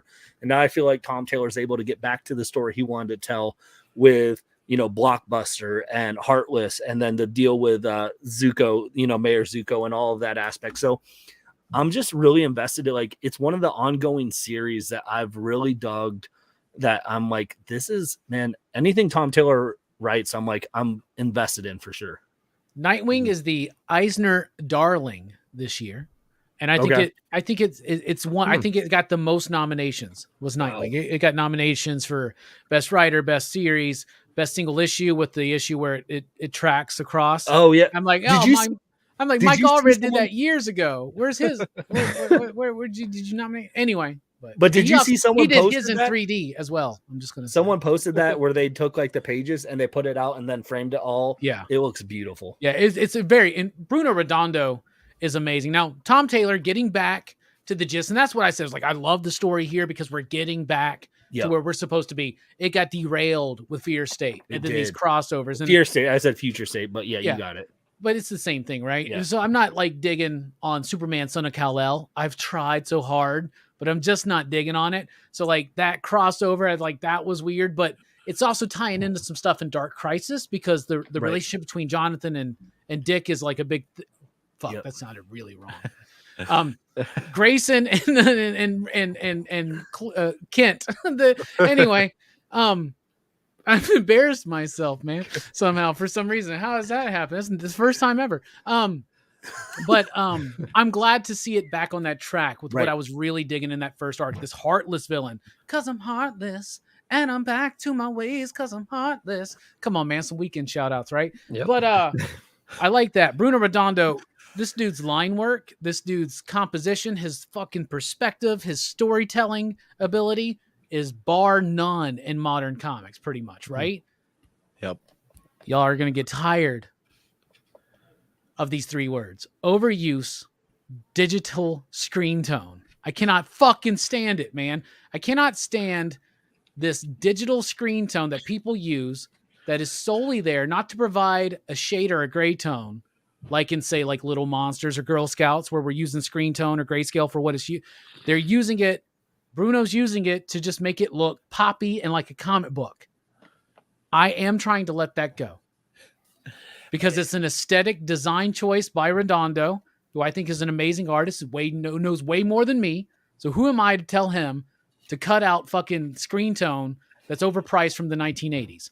That being said, it's not the fucking same. It does bother me, but the book is fucking majestic and he's a brilliant artist. I'm just going to say that. You know, the flashback though, at the beginning, I thought that was clever use of it. And then the fact that he uses it throughout the book helps tie all of that together. You know, so in this issue, it didn't bother me. Now, it normally doesn't bother me, but I wanted to say something. So that's what I said. Albert's right, by the way. Best use of screen tone ever is Akira. I literally said that to a fucking person today at the shop. Literally said, I love you too. It was Albert. Was it? I don't think it was, but maybe it was. You never know. Totally am. What do y'all think about Nightwing, man? I dropped it during all these different crossover things, and it was when I was reading Son of Kal-El, and I was like, I'm just not vibing. I was sold the future state thing. I'm just not getting that right now, and so I kind of fell off of that. And then Nightwing was kind of going down a path with all these different crossovers that didn't resonate with me either. I was like, I think my last issue was that giant connecting issue, actually. So to hear that we kind of got back on track to where we kind of started with this whole thing, because I think we all fell in love with 78, I believe 78, it was. Yep. The whole Alfred letter thing. I mean, like, who didn't resonate with that damn issue, right? Yep. So I ran into there really wide-eyed, optimistic and everything, and then the different crossovers kind of derailed me. But hearing that we're kind of back on track, I put it on my list. So it goes back to the Alfred stuff. It goes back to Heartless. I think it'll cool. Yeah. I think it'll bring you back to what you loved about that first arc. Yeah. As a reader, because we did get sidetracked with a lot of these crossovers, and that's just the name of the game. And it's like, I mean, I was reading the freaking Batman ongoing, and I haven't read the last two Batman issues because I wasn't reading Shadow of the Bat. And I was like, I can't even read what's going on. So it sucks sometimes. Well, thanks for bringing it up then. I'll jump back on. Appreciate it. You could just jump right back on here. Yeah. You know, go right to 92. Yep. Perfect. Right back to that story. Because there's nothing of that has been moved since then, really. No, at all. Yeah. Right. No. It just, like if Superman pops in, you're like, oh, it makes sense that he's there. Like it's not like right now. Yeah. Oh yeah, and I almost bought my wife the Thirsty cover, you know, where he's like in a bathing suit bent over. But did you see his wife? The yoga pose? Yeah. Yeah, gosh. Right. Man, that was for his wife. I heard that Manny's got a weird relationship with Dick as well. But, I do. I would say it's weird. It's not weird. There's an equilibrium. I have a relationship with Dick as well, my own, obviously, but it's a complex, simple story. I hate. Yeah, I don't know where we're fucking going. But I'm sorry, just keep going, man. Yeah, Nightwing's good. Good. Happy Pride Month, everybody. Nightwing derailed. Nightwing was good. That's what all right. Okay. Okay. There you go. No other thoughts on Nightwing. I just want to make sure. Okay. No. Now we're moving to Manny, right? Yep. Yes, okay, Manny, what you got, bro? Oh, I got like well, I want to say the best book of the month was Immortal X-Men. Well, at least it was the most improved book of the month. I thought that Immortal X-Men 2 was way better than Immortal X-Men 1, which I liked into fucking C-SPAN. This one at least had action throughout. Although there was one weird fucking page where like they're fighting and then the next is like a Genesis Veil ad or some shit, and it was like it just right in your face. So fuck them for that. But anyway, best book or the last book I want to talk about, The Rush, issue number 6. I love this book. I didn't know if I was going to love this book when I first picked it up, but damn if it didn't get stronger and stronger each and every issue. I absolutely adore it. I'm not trying to interrupt you, but I am. But real quick, are we talking about The Rush or are we talking about this hungry earth reddens under snow-clad hills? Yes. It's so damn good. It takes place in the 1800s in Canada. There are monsters there because that's what Canada's full of. If you've never been there, it's full of fucking monsters. And this lady Nettie Bridges looking for her son Caleb. He vanished about a year ago, so she comes up to find him. And you know, I mean, spoilers on this. There's this creature that she finds, and you know, just like this section here, it kind of sums up everything I love about this book. So Nettie is forced to at the emotional climax of the book to kill her kid, right? Because he's become a monster. And one of the things I love about the way this book is written is it vacillates between narration, letter writing, and then the dialogue that's being given. So throughout the scene, you've got the kid who's lucid for just a brief moment, that's asking his mom to help him, you know, just end the pain, end the suffering. And she's quietly praying to herself through tears. And there's this narration from a letter that says, all them hours and lullabies you put in, and all the love God will in one way or another, body or brain, so they never stay. Sure, the best you can hope for is when they move on, and when you're left all alone, at least you've got the consolation of knowing you did right by them for as long as you could. And as he's reading that letter, she's praying. The kid is crying out for his mom, and she's got this rock above her head, and it was this perfect crescendo of emotions and artwork and storytelling. I absolutely loved it. I love that issue 6 of this book was a fucking climax and then a resolution, because so many books nowadays, like fucking Human Remains, we had the climax like takes place not in the penultimate issue. In the last issue, just a lot of resolution. This book, I love that it used the final issue as an accent mark to fucking punctuate and give me a good climax in that end, and wrapped up in a way that it wasn't overdrawn, didn't overstay its welcome. I absolutely fucking love this book.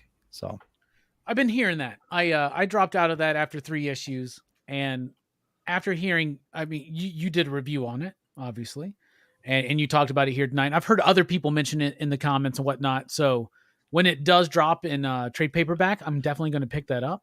But yeah, I'm excited to check it out because I hear it really pulls itself together. I just thought it was a little aimless feeling, almost not aimless in the first 3, but like slow as fuck, man. Yeah. Like, dude, this is like the first episode of Deadwood over fucking 3 episodes. Like, come on, man. And I think one of the things when me and Nick were talking about it before was like, there is the monsters and the humans. A lot of times those two elements just feel completely disconnected from each other. So sometimes it is hard to like remember, okay, what was going on with the monsters? Why can't they go over here? Like there is some like thinking shit that has to happen there. But like it really did. I don't know, something about this book just clicked with me, and month after month I just found myself falling more and more in love with it. So yeah, I will say that my crux is when you have dialogue in a certain with certain slang and certain like accent on it. And I struggled through the first 2 issues of that book because I tried to read everything, and I'm trying to dissect each bubble and trying to like, okay, what are they trying to say? Maybe that's just me as a reader who just can't really comprehend and can't pick that lingo up. And it kind of drew me out of it a little bit. So at the end of this whole thing, was her son the monster that was like that was killing everybody like the first issue? Was that the whole point of I mean, that's what they were leading you to believe in the first 2 issues, at least. Is that how it kind of ended? Is that that's essentially what it boils down to. There's this shared history between the settlers and the creatures, and how that all came to be, and that is kind of what's driving what's happening now. Right. So yeah, there's it that her son is one of the monsters. Very cool design, very cool world that they developed and everything like that. If the language and the dialogue was just a little bit I'm going to say dumber for people like me, I think I would have been drawn right into this thing. But now that I got to go back and watch your review too. And like, now that you've talked about it, it makes me a lot more interested in it. But yeah, I'll definitely add it to the list. So there you go. Do you know how, like, everybody started doing these like ridiculously long fucking titles after something is killing the children? We only find them when they're dead. This is the one that fucking broke that. Have y'all noticed? The next book, The Closet. Yeah. You know what I'm saying? Dude, but like, it broke it, man. It's just like after freaking Panic at the Disco, like everyone had to have a song titled like that, and now it's like we only find them when they're dead, and like, goddamn door, no. I had a weird dream the other night. I'll go ahead and reveal it. I had a weird dream that I was in this really busy place, apparently during a costume party. I met a friend of mine, Jen, who I haven't seen in a while, but I saw her. I was like, what's up? She's got this dude around her shoulder in a top hat with like a domino mask on, and it's fucking Comic Tom, right? And then all of a sudden, it's not Comic Tom. It's Brandon from fucking Panic at the Disco. And then I was like, what's my dream trying to tell me, y'all? Like, there you go. I don't know. Who doesn't like it? There's so many things I could say that I don't know. I should message Tom and be like, bro, I just want you to know about this dream. Like, what do you think is happening here? Be like, who the fuck are you? Like, what? Did you read The Rush, Greg? I did not. Who is putting The Rush out? Vault. Vault, yeah. Okay. Cy Spurrier. Yeah, Cy, right? Yeah. Mm-hmm. Amazing variant covers from Martin Simmons. Oh, yeah. Like the variants by Simmons. Those were the ones I was getting. Those are the ones that actually have the full title. This hungry earth reddens under snow-clad hills. Oh, is that where that came from? Which that's not the name of the fuck. Like, that's the name of the book. That's actually the name of the book. And the Vault's like, we should just call it's on the bottom. Oh, you're right. Yeah. Yep. And then, like I said, that's the one that broke it. So now James Tynan's like, The Closet. That's the next book. The Closet. Twig.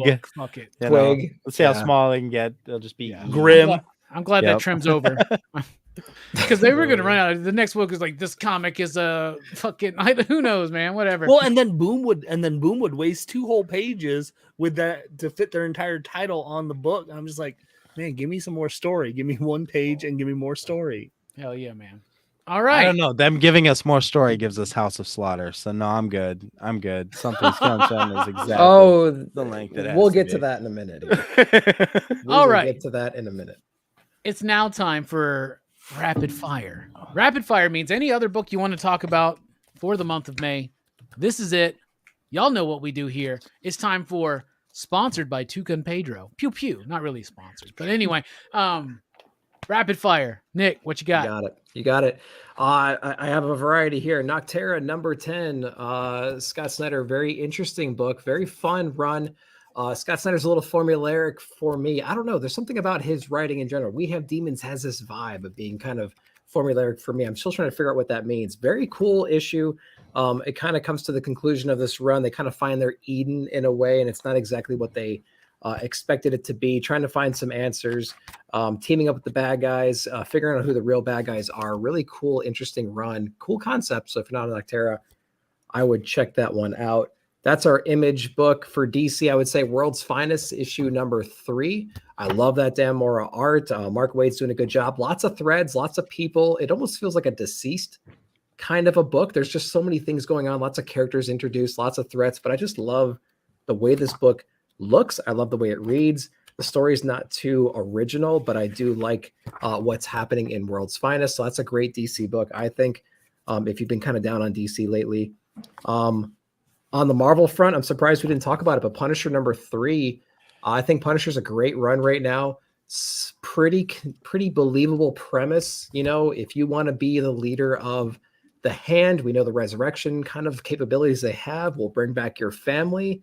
one member at a time. We got your wife. She's kind of crazy right now, trying to deal with that, trying to deal with him being kind of like the leader of the hand. What's it going to take to bring the kids back? We don't know. And we get an origin of his first kill in this book too. Kind of weird, but still a fun run overall, I would say. It's a little bit elaborate for his first kill, isn't it? It really is elaborate. It should have been more of a passionate thing, but I guess they wanted to know, to show us that he was planning it. How complex his thought process is, maybe. But Punisher is one of those things where, if you tell me the concept, Punisher's going to be the leader of the hand. You're like, that's the dumbest fucking idea. This is like Starship Hulk all over again. I'm loving it. 3 issues in, loving it. It's cool. 3 issues in, and then the last book I'll cover real quick. We mentioned it a minute ago. I'm going to say House of Slaughter number 6. Because I like the direction it's going in. I say this in every single review I have. I was hoping House of Slaughter would be like John Wick 2 and 3, meaning Something Skill in Children gives us the premise. We have Erica Slaughter, we have our main character, we have the idea, right? We have a concept of what's on the outside of this idea. House of Slaughter, I was hoping would introduce more houses, more interactions with those houses and things like that. Arc 1 wasn't for me personally. Arc number 2 so far, I think, is pretty cool. I like the idea of the scribes, right? Like jotting down the notes, doing some research. I think it's the Scarlet Masks, I think, if I'm not mistaken. I like the idea that people who can't see the monsters, like adults and things like that, can't see his book of art either. I thought that was a pretty cool little consistency that they brought over. So I like what I see so far in House of Slaughter issue number 6. So that is my rapid fire, kind of touching on all the different publishers. Nice. Yeah. You touched on Nick's trying to please everybody. I'm trying to please everybody around here now. Bearded, what you got, man? Rapid fire. Let's go. Rapid fire, real quick. I'll hit up Batman Fortress from Greg Witta, screenwriter. I thought it was super dope. The idea of basically there's a blackout, some type of invasion happening. It's all up to Batman, kind of see what he can do. Right now, it's very grounded in the street level aspect of Batman because he's going to deal with all the villains that broke out of Arkham. I have a feeling that we're going to get a little more buck wild in the next following issues, but I definitely enjoyed it. The artwork was fantastic. By Derek Robertson, does The Boys. Yeah. Really cool book. If you're getting Batman fatigue, I think this is just a fun, different story. The recount, the preamble from Jonathan Hedrick, I thought was really dope. I usually am not one that I don't need the one shots. Tell me how a character got to where the character got to that I've already invested in. But I thought this was really well done to get us to where we got to the story of the recount. If you haven't read the recount, definitely check it out. But I think this is a great then kind of follow up to get to where Jonathan wanted to take the story and how we got there. That was dope. Yeah. Crossover, I really love. I love what Donny Cates is doing with all the creators now. This arc of Crossover is what I had hoped Crossover to have been, I think, earlier on, where it felt like a lot earlier. It was like, oh, here, what random image character that Donnie worked on can we pull and show you? And now it's like Donnie's like, I feel like this is a story that Donnie wanted to tell, and I'm there for it. I really dug Grimm from Boom Studios, Stephanie Phillips. What I like about Stephanie is she always brings something different, a different story, and try something different, going from Pirates to, Nuclear Family Story to Harley Quinn stuff now to Grimm with the Grim Reaper. Phil's kind of story that was like, it started out of is this one I'm going to want to invest in a lot? But I was, Stephanie Phillips, I'm there. Again, how she's taken the story at the end, I go, I think this is an arc that I'm really going to be excited to see, with her losing her side, and getting that, being visible. And last one, boom, boom, boom, from Mad Cave Studios, Nottingham, David Hazan, Shane Connery Volk. They're crushing it on this book. The first arc was awesome. The second arc has been a blast to read, and these covers have been beautiful. They're a connecting cover for 5 issues, and man, it's so good. So that's my rapid fire. Nottingham is a really good book. A really good book. Grimm I thought was okay. I do for the Phillips isn't someone who I like all of her work, but I like a lot of it. I loved Man Among Ye, right? And I loved was it Red Atlantis? Yeah. With the spy. Yep. Yeah, I like that one. I didn't like Nuclear Family and Artemis and the Assassin. Harley Quinn's kind of up and down. Did you read Artemis and the Assassin? I think I read the first issue of that one. Okay. We Only Kill Each Other from her was really good. The Nazi with the Comixology one. Yeah, that one was really good. Check that one out. That's a really good one.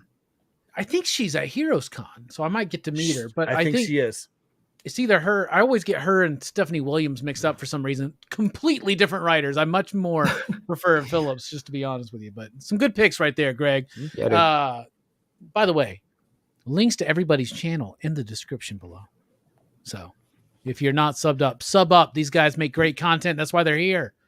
Manny, rapid fire. What you got? Oh, rapid fire. I bought it digitally, so I don't have on the show. But New Think was really freaking dope. Gut Punch, dude. That came out this week. That's a June book. What are you doing? That's next month. Oh, well then forget it. It's a good book. No, that's Manny just sneaking away into that. He has to get invited back to next week because he's like, you guys are going to talk about it. Exactly. Yeah. Once in future, I thought this was really cool. I love the way that we get the shit that's so we know it. You know what I mean? It's so common and banal and turned in this like real fantastic way that works in world. It's not anyway. I don't really like it. Radiant Black. You're talking about 25 for Once in Future, right? Yeah, because 26 came out this week. Yeah, it's weird. You never know, but Manny. Yeah, 25 is awesome because it introduces the Robin Hood concept. Yeah, dude. And you're like, how much more like ancient Anglo-Saxon British lore can you pull from? And then you're like, they keep surprising you and reminding you. My beer. Yeah, and you're like, oh, you haven't done Robin Hood. And Robin Hood's like this more ancient thing, and it's not. He's the force of the forest who hates the dominion of man and kings. And I'm like, that is such a fucking brilliant idea into the story. And that's what I love about this book is Kieran Gillen is taking like your typical ideas of King Arthur and Merlin and the Green Knight and Lancelot and all this shit and Robin Hood, but he's not just twisting it. He's like, it makes fucking sense. Yep. You know, like what he's like, Arthur is not a good fucking dude because he wants to keep his land pure. So he's like a xenophobic to the fucking nth level. You know what I'm saying? Yeah. And Dan Moore, Tamara Bonvillain, killing it on the artwork. It's amazing. And Ed Dukeshire on the lettering. Let's just say that. That's amazing fucking lettering too. Well, and the way he twists the mythos to fit in this world, it's like watching Once Upon a Time, like the first like season before everything was just shoved in to make it fit. He's 25 issues in and everything still fits and makes sense. So I freaking like it. I like it a lot. Radiant Black. Every time I want to drop this book, they drop a fucking issue like this. Then I'm like, all right, well, fuck, I guess I'm still in. Really, really like that one. I like the evolution of the character of Radiant Black and where he's going. I love that this book has these little subtle things about social media and how heroes are portrayed in kind of the world we live in now. I freaking love that.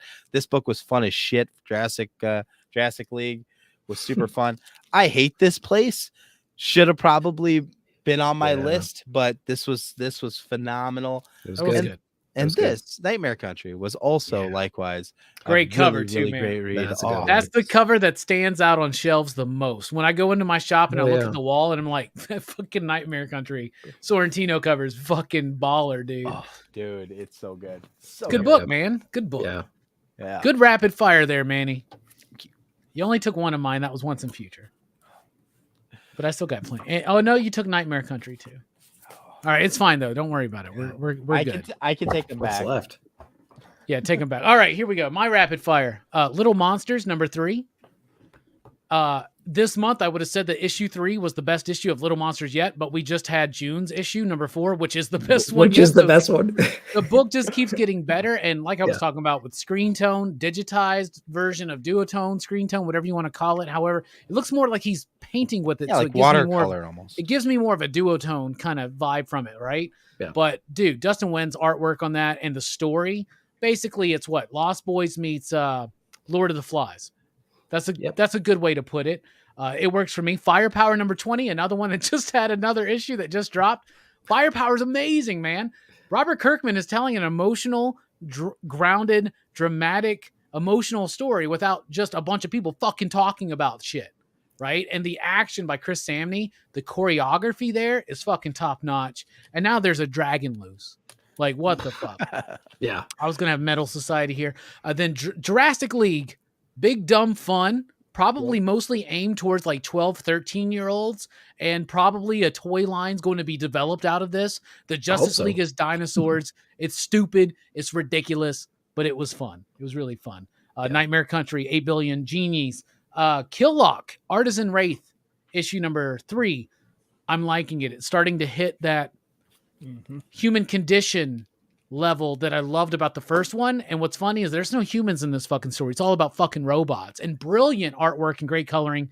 What Juan Doe was doing in Spectro is what was it Ramon, right? Livio Ramondelli. Oh, that's right. Yeah. Thank you. Because you had him on your show recently, didn't you? And because he does all the writing art. It's fantastic. It's fucking amazing. So good. Definitely read the first volume before this. Yes. You'll get more of an impact, but it is worth it. Savage Avengers. Savage Avengers #1 by David Pepose, friend of the show. But the book was awesome. Conan in the Marvel Universe is the dumbest shit to me, but it works.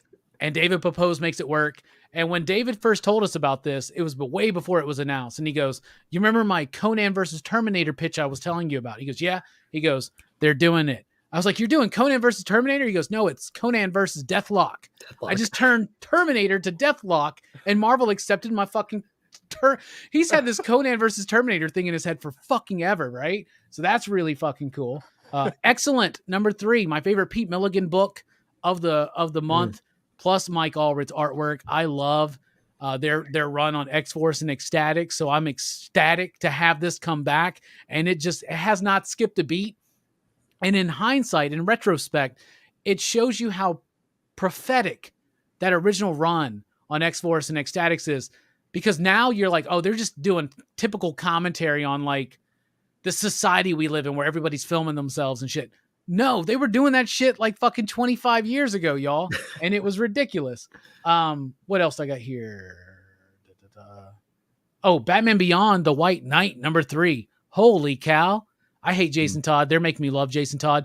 Duke Thomas finally becomes Robin, right? And just amazing artwork. Nobody draws architecture or vehicles, including, in particular, Batmobiles, like Sean Gordon Murphy. The artwork is amazing. The story is fucking great. And they're literally telling us a love story between Harleen Quinzel and Bruce Wayne. And that, to me, is like, you're like, fuck you. Like, no.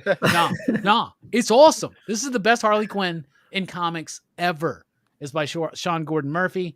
And then lastly, I'll mention one I have in front of me. Elvira in Horrorland. Like, straight up. This is my favorite Dynamite book. I love Elvira. In the last series, Elvira meets Vincent Price. She meets the ghost of Vincent Price, and they have to go on this adventure together. At the end of that, she winds up being sucked into this dimension where she's like, it's like the movie Stay Tuned, where she's going to be hopping from horror movie to horror movie instead of channel to channel, right? So in the first one, she's going into the Bates Motel. It's Psycho, and it's like a nice homage to Psycho, but and also having that very distinct kitschy humor of that campiness of Elvira, right? So it all rings true. And the next issue is about The Shining. She's going to be in The Shining. So hell yeah. Is that the David Avalone? Yeah, David Avalone's the writer on that, and a friend with Cassandra Peterson. And I do work with Dynamite. Obviously, they did not want this. They did not ask for this plug. This book is fucking awesome. I love this goddamn book. If you're a horror fan, an Elvira fan, you're going to love that book. Trust me. David Avalone apparently is a friend with Cassandra. That's what they were telling me. So like, he knows her voice and kind of runs everything through her before he puts it on page. That being said, they just kickstarted The Death of Elvira, which Cassandra actually co-wrote with David. And I read that, and it's actually, if you crowdfunded it, it's been shipped. I got the notification today, but I've already gotten to read it, and I fucking love it. The Elvira books from Dynamite, I'm sorry, fuck the boys. It's the best goddamn thing Dynamite's ever done to me. Is Elvira, man. It's just fucking awesome. Anyway, that's rapid fire. Anybody else? Are y'all reading this? I need to, because David Avalone, like, I love what he does. So he's a cool dude too, man. Yeah, he does a lot of stuff over at Comic Core. I know. Yeah, he does. He has that podcast with Rylan Grant called The Writer's Block, and they interview all their friends, and it's fun. So she's in, like, Psycho, right? But they have to call it Block's Motel or whatever. But it's all there, and she comes across Norman Bates, and she's like, "Oh, I know how this is fucking gonna go." So she tries to she tries to get in the way of the movie and save Marion, and it doesn't quite work out, but it's really cool. And then, like I said, at the end, she's trying to get out and get back to her reality, right? But then at the end, she realizes, God damn it, I'm at the Overlook Hotel. She knows what's happening there, man. Here's That's Johnny. Great. All right, great show tonight, y'all. Thank you so much. Yeah, dude. Thank you for having us. Absolutely. No, thank you all for being here. We're going to do this again at the end of June, so check that out. Let's see here. Hate This Place was great. Shadow War Alpha. I actually liked the Shadow War story. I thought it was a really solid. Not bad. Yeah. Mm-hmm. Read the first Killock and Rockin Robbie's recommendation. Such a good story. Surprised how attached I got to those robots. Yeah, read 2. Read the second volume. Holy shit. Hell yeah. All right. Nick, thank you for being here. What's coming up, man, on your channel? By the way, links in the description below. Yeah, dude. Yeah, no, I appreciate it again. I always bring my notepad. I have a whole list of books I need to be reading now based on the comments and you guys on the panel. So thank you so much for recommending all these great reads. There's only so much time in a week. You know what I mean? But always glad to see what you guys are loving. So Nick Comic Culture, I have a collab with my LCS. I do new release books and FOC videos every Wednesday, as well as haul videos. And I do Nick at Night, my non-spoiler weekly comic book review show. And then I also have a playlist for how to get in the comic books today, where if you're relatively new to the medium and you're not quite sure how like FOC works or something like that, I have a lot of how-to videos on how to get into this. And so I want it to be interactive. If any of the pros out there see those videos, they can put comments on there. I pin them towards the top to let just people know how to grow this community, because it's such a great place to be. And I'm here because of guys like this that I'm surrounded by right now. And so just glad to be here. Appreciate you inviting me month after month. Thank you so much. Appreciate you, man. Of course, man. Bearded, what's coming up on your channel, man? Man, if you don't know me, I always do interviews every Monday. Just dropped an interview with Steve Fox, who's currently writing the X-Men House of 92, which is an homage to, which is awesome. He also just wrote with Steve Orlando Eisner nominated book Rainbow Bridge. So it was a fun interview with him. I dropped a haul video from a Comic-Con I went to. So every Monday I do interviews with creators, big 2, indie, Kickstarter, whatever. Wednesdays are kind of a free for all on my channel. So like I just did a haul video. I think next week we're going to have a Mrs. Bearded Reads a Comic Book, where I give my wife a random comic book and she has to read it because she doesn't like comics, and trying to make her find something. Give her an issue of Red Room. Those are fun. Yeah, we'll see how that goes.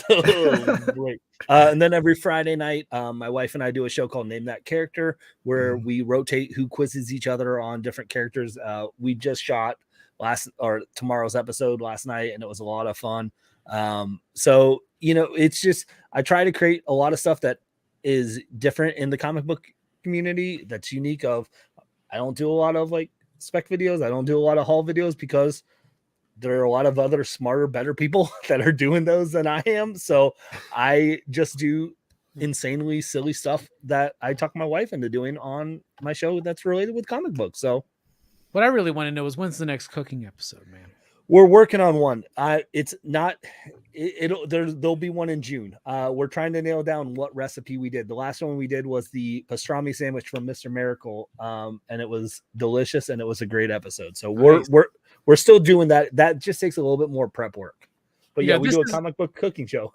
This is an idea that I always wanted to do, and I'm just going to throw this out there. I would love to see someone try to make one of the Ninja Turtle pizzas, like one of those weird Ninja Turtle pizzas, and make it work. Robbie, send me your favorite Ninja Turtle pizza that you want me to make, and we'll make that happen. We'll give you a shout out on the show. I'll tell you right the fucking now, man. Because you tell me what got this ready to go. We'll get it right here. Okay, I'm not going to be an asshole and give you peanut butter and anchovies, but I do want to see bananas and sausage. Okay. Bananas and sausage. That's from the first episode of Teenage Mutant Ninja Turtles. I just started a whole new thing on Rockin Robbie Live where I do Totally Talking Turtles, where I go through an episode at a time through the first season, and I wrote down all their pizzas. They have pepperoni and ice cream. This is just the first episode. Pepperoni and ice cream. Okay. Then jelly beans and mushrooms. Then peanut butter and anchovies. Then whipped cream. And then sashimi. So there's a funny bit in the first, or fuck it. But there's a funny bit in the first episode, right? Where April's eating sushi and they're all eating these weird fucking pizzas. And she goes, ooh, anchovies. Who can eat that? And she goes, you're eating raw fish, which is funny because anchovies is like raw fish, right? Anyway, then later on, Raphael said that. Raphael, when everybody else orders a whipped cream pizza, he orders a sashimi pizza. After talking shit about April eating sushi anyway. But they end it with bananas and sausage. And I'm like, I think that you can make that work. I think we could. You could. We're going to find out on next episode of the Bearded Cooking Bro show. Hell yeah. There you go. Manny, what's coming up on your show? I know you just had a live stream. What's going on, man? What's happening? What's coming up? So the Chamorro show is back to its classic format. So expect PM Street and Twisted One to be back in the studio next week. We're talking our favorite 80s comedy. So we'll be talking about that on the show. And that's all well and good. I do like these. If you like Jeremy Johns and how he does movie reviews and you want to see someone impersonate that really badly with comic reviews, you can check out my channel. But the more important, you are doing the Jeremy Johns. Oh my God. I am a green screen, the whole thing, 5 minutes or less. You're cutting it way more though. You're cutting it way more. I'm trying to. So anyway, so you can check those out. That's fine. The channel's okay. But who you really should go see is the Team Nerd Herd podcast, Mondo Mail Calls Thursday nights. Go head right on over there. Check them out. These guys, I fucking love them. And what I love about them is it's like Robbie, when you have like the crew on for movie night, like you could see the camaraderie, you could see that they're best friends in real life, and you could see how all of that relationship bleeds into the shit they're passionate about. So to borrow a line from them, if you want to do it right, collect what you like and watch the Team Nerd Herd podcast. So go and check them out. There you go. Manny, you got to run all plugs by me, man. I don't know if you got that memo. I'm just kidding. No, that's awesome, man. Hell yeah. Let's see. Tomorrow morning, I'm dropping the top 5 comics of the week. That'll be 9 a.m. Central Time. And then later on at 11 a.m. Central Time, the Rex and Robbie Show live. We'll be talking about CGC. They apparently just said, we're going to be more lax on grading because of prominent collectors and what they have... their influence basically. So we'll talk about that. That's Rex picked that one. Rex is really into that whole CGC shit. And so I got to do some research on that and look into it. Let's see. Saturday night, Dylan's Horror Show. Y'all join us because we're talking about a good movie that's going to make you feel like a piece of shit, man. Henry, the Portrait of a Serial Killer. Fantastic movie. It's I haven't seen it in probably like 20 years. That movie is really good, but it will make you feel like humanity is just a piece of fucking shit. But it works, man. It really works for me. And then PCP movie night on Monday night. Gross Point Blank. Such a good one. That is Hammer Time Whole Shoes pick. We were all joshing with them, right? We were all like, so we're all picking movies that we think are fucking really with Dead Man. We just did Black Dynamite. We get Dr. Sleep on the way. He's going to pick Gross Point Blank in the middle of that. Now, I haven't seen that movie in probably like over 20 years as well. I watched it last night. Bruh, I forgot not only how awesome that fucking movie is, how big of a fucking influence on me it is. I still to this day do not sit at a restaurant not facing the fucking entrance. And I swear it comes from this movie. It comes through like at some point, 14-year-old Robbie watched this movie and was like, that makes sense. Yep. And the only thing left I'll say about Gross Point Blank is popcorn. And Rockin Robbie Live, of course, on Saturday night, which is the official after party of the Blame Fable Tonight Show. So check that out and then join us over at Rockin Robbie Live. We're going to be talking about Shaolin versus Llama. It's a Kung Fu film. It's one of Bullseye Bob's top 5s. So I'm excited to dive into that. What else are we doing? We're doing another episode of Turtles. Oh, we're doing a Marvel in the 80s. We're doing X-Men 205 by Barry Windsor Smith. Don't tell anybody, though. And it's going to be fun. It's going to be a super fun show. Anyway, thank you all for joining us. We are dipping out. I'm going to just go wrap it up with this. In the night, I hear them talk, the coldest story ever told. Somewhere far along this road, he lost his soul to a woman so heartless.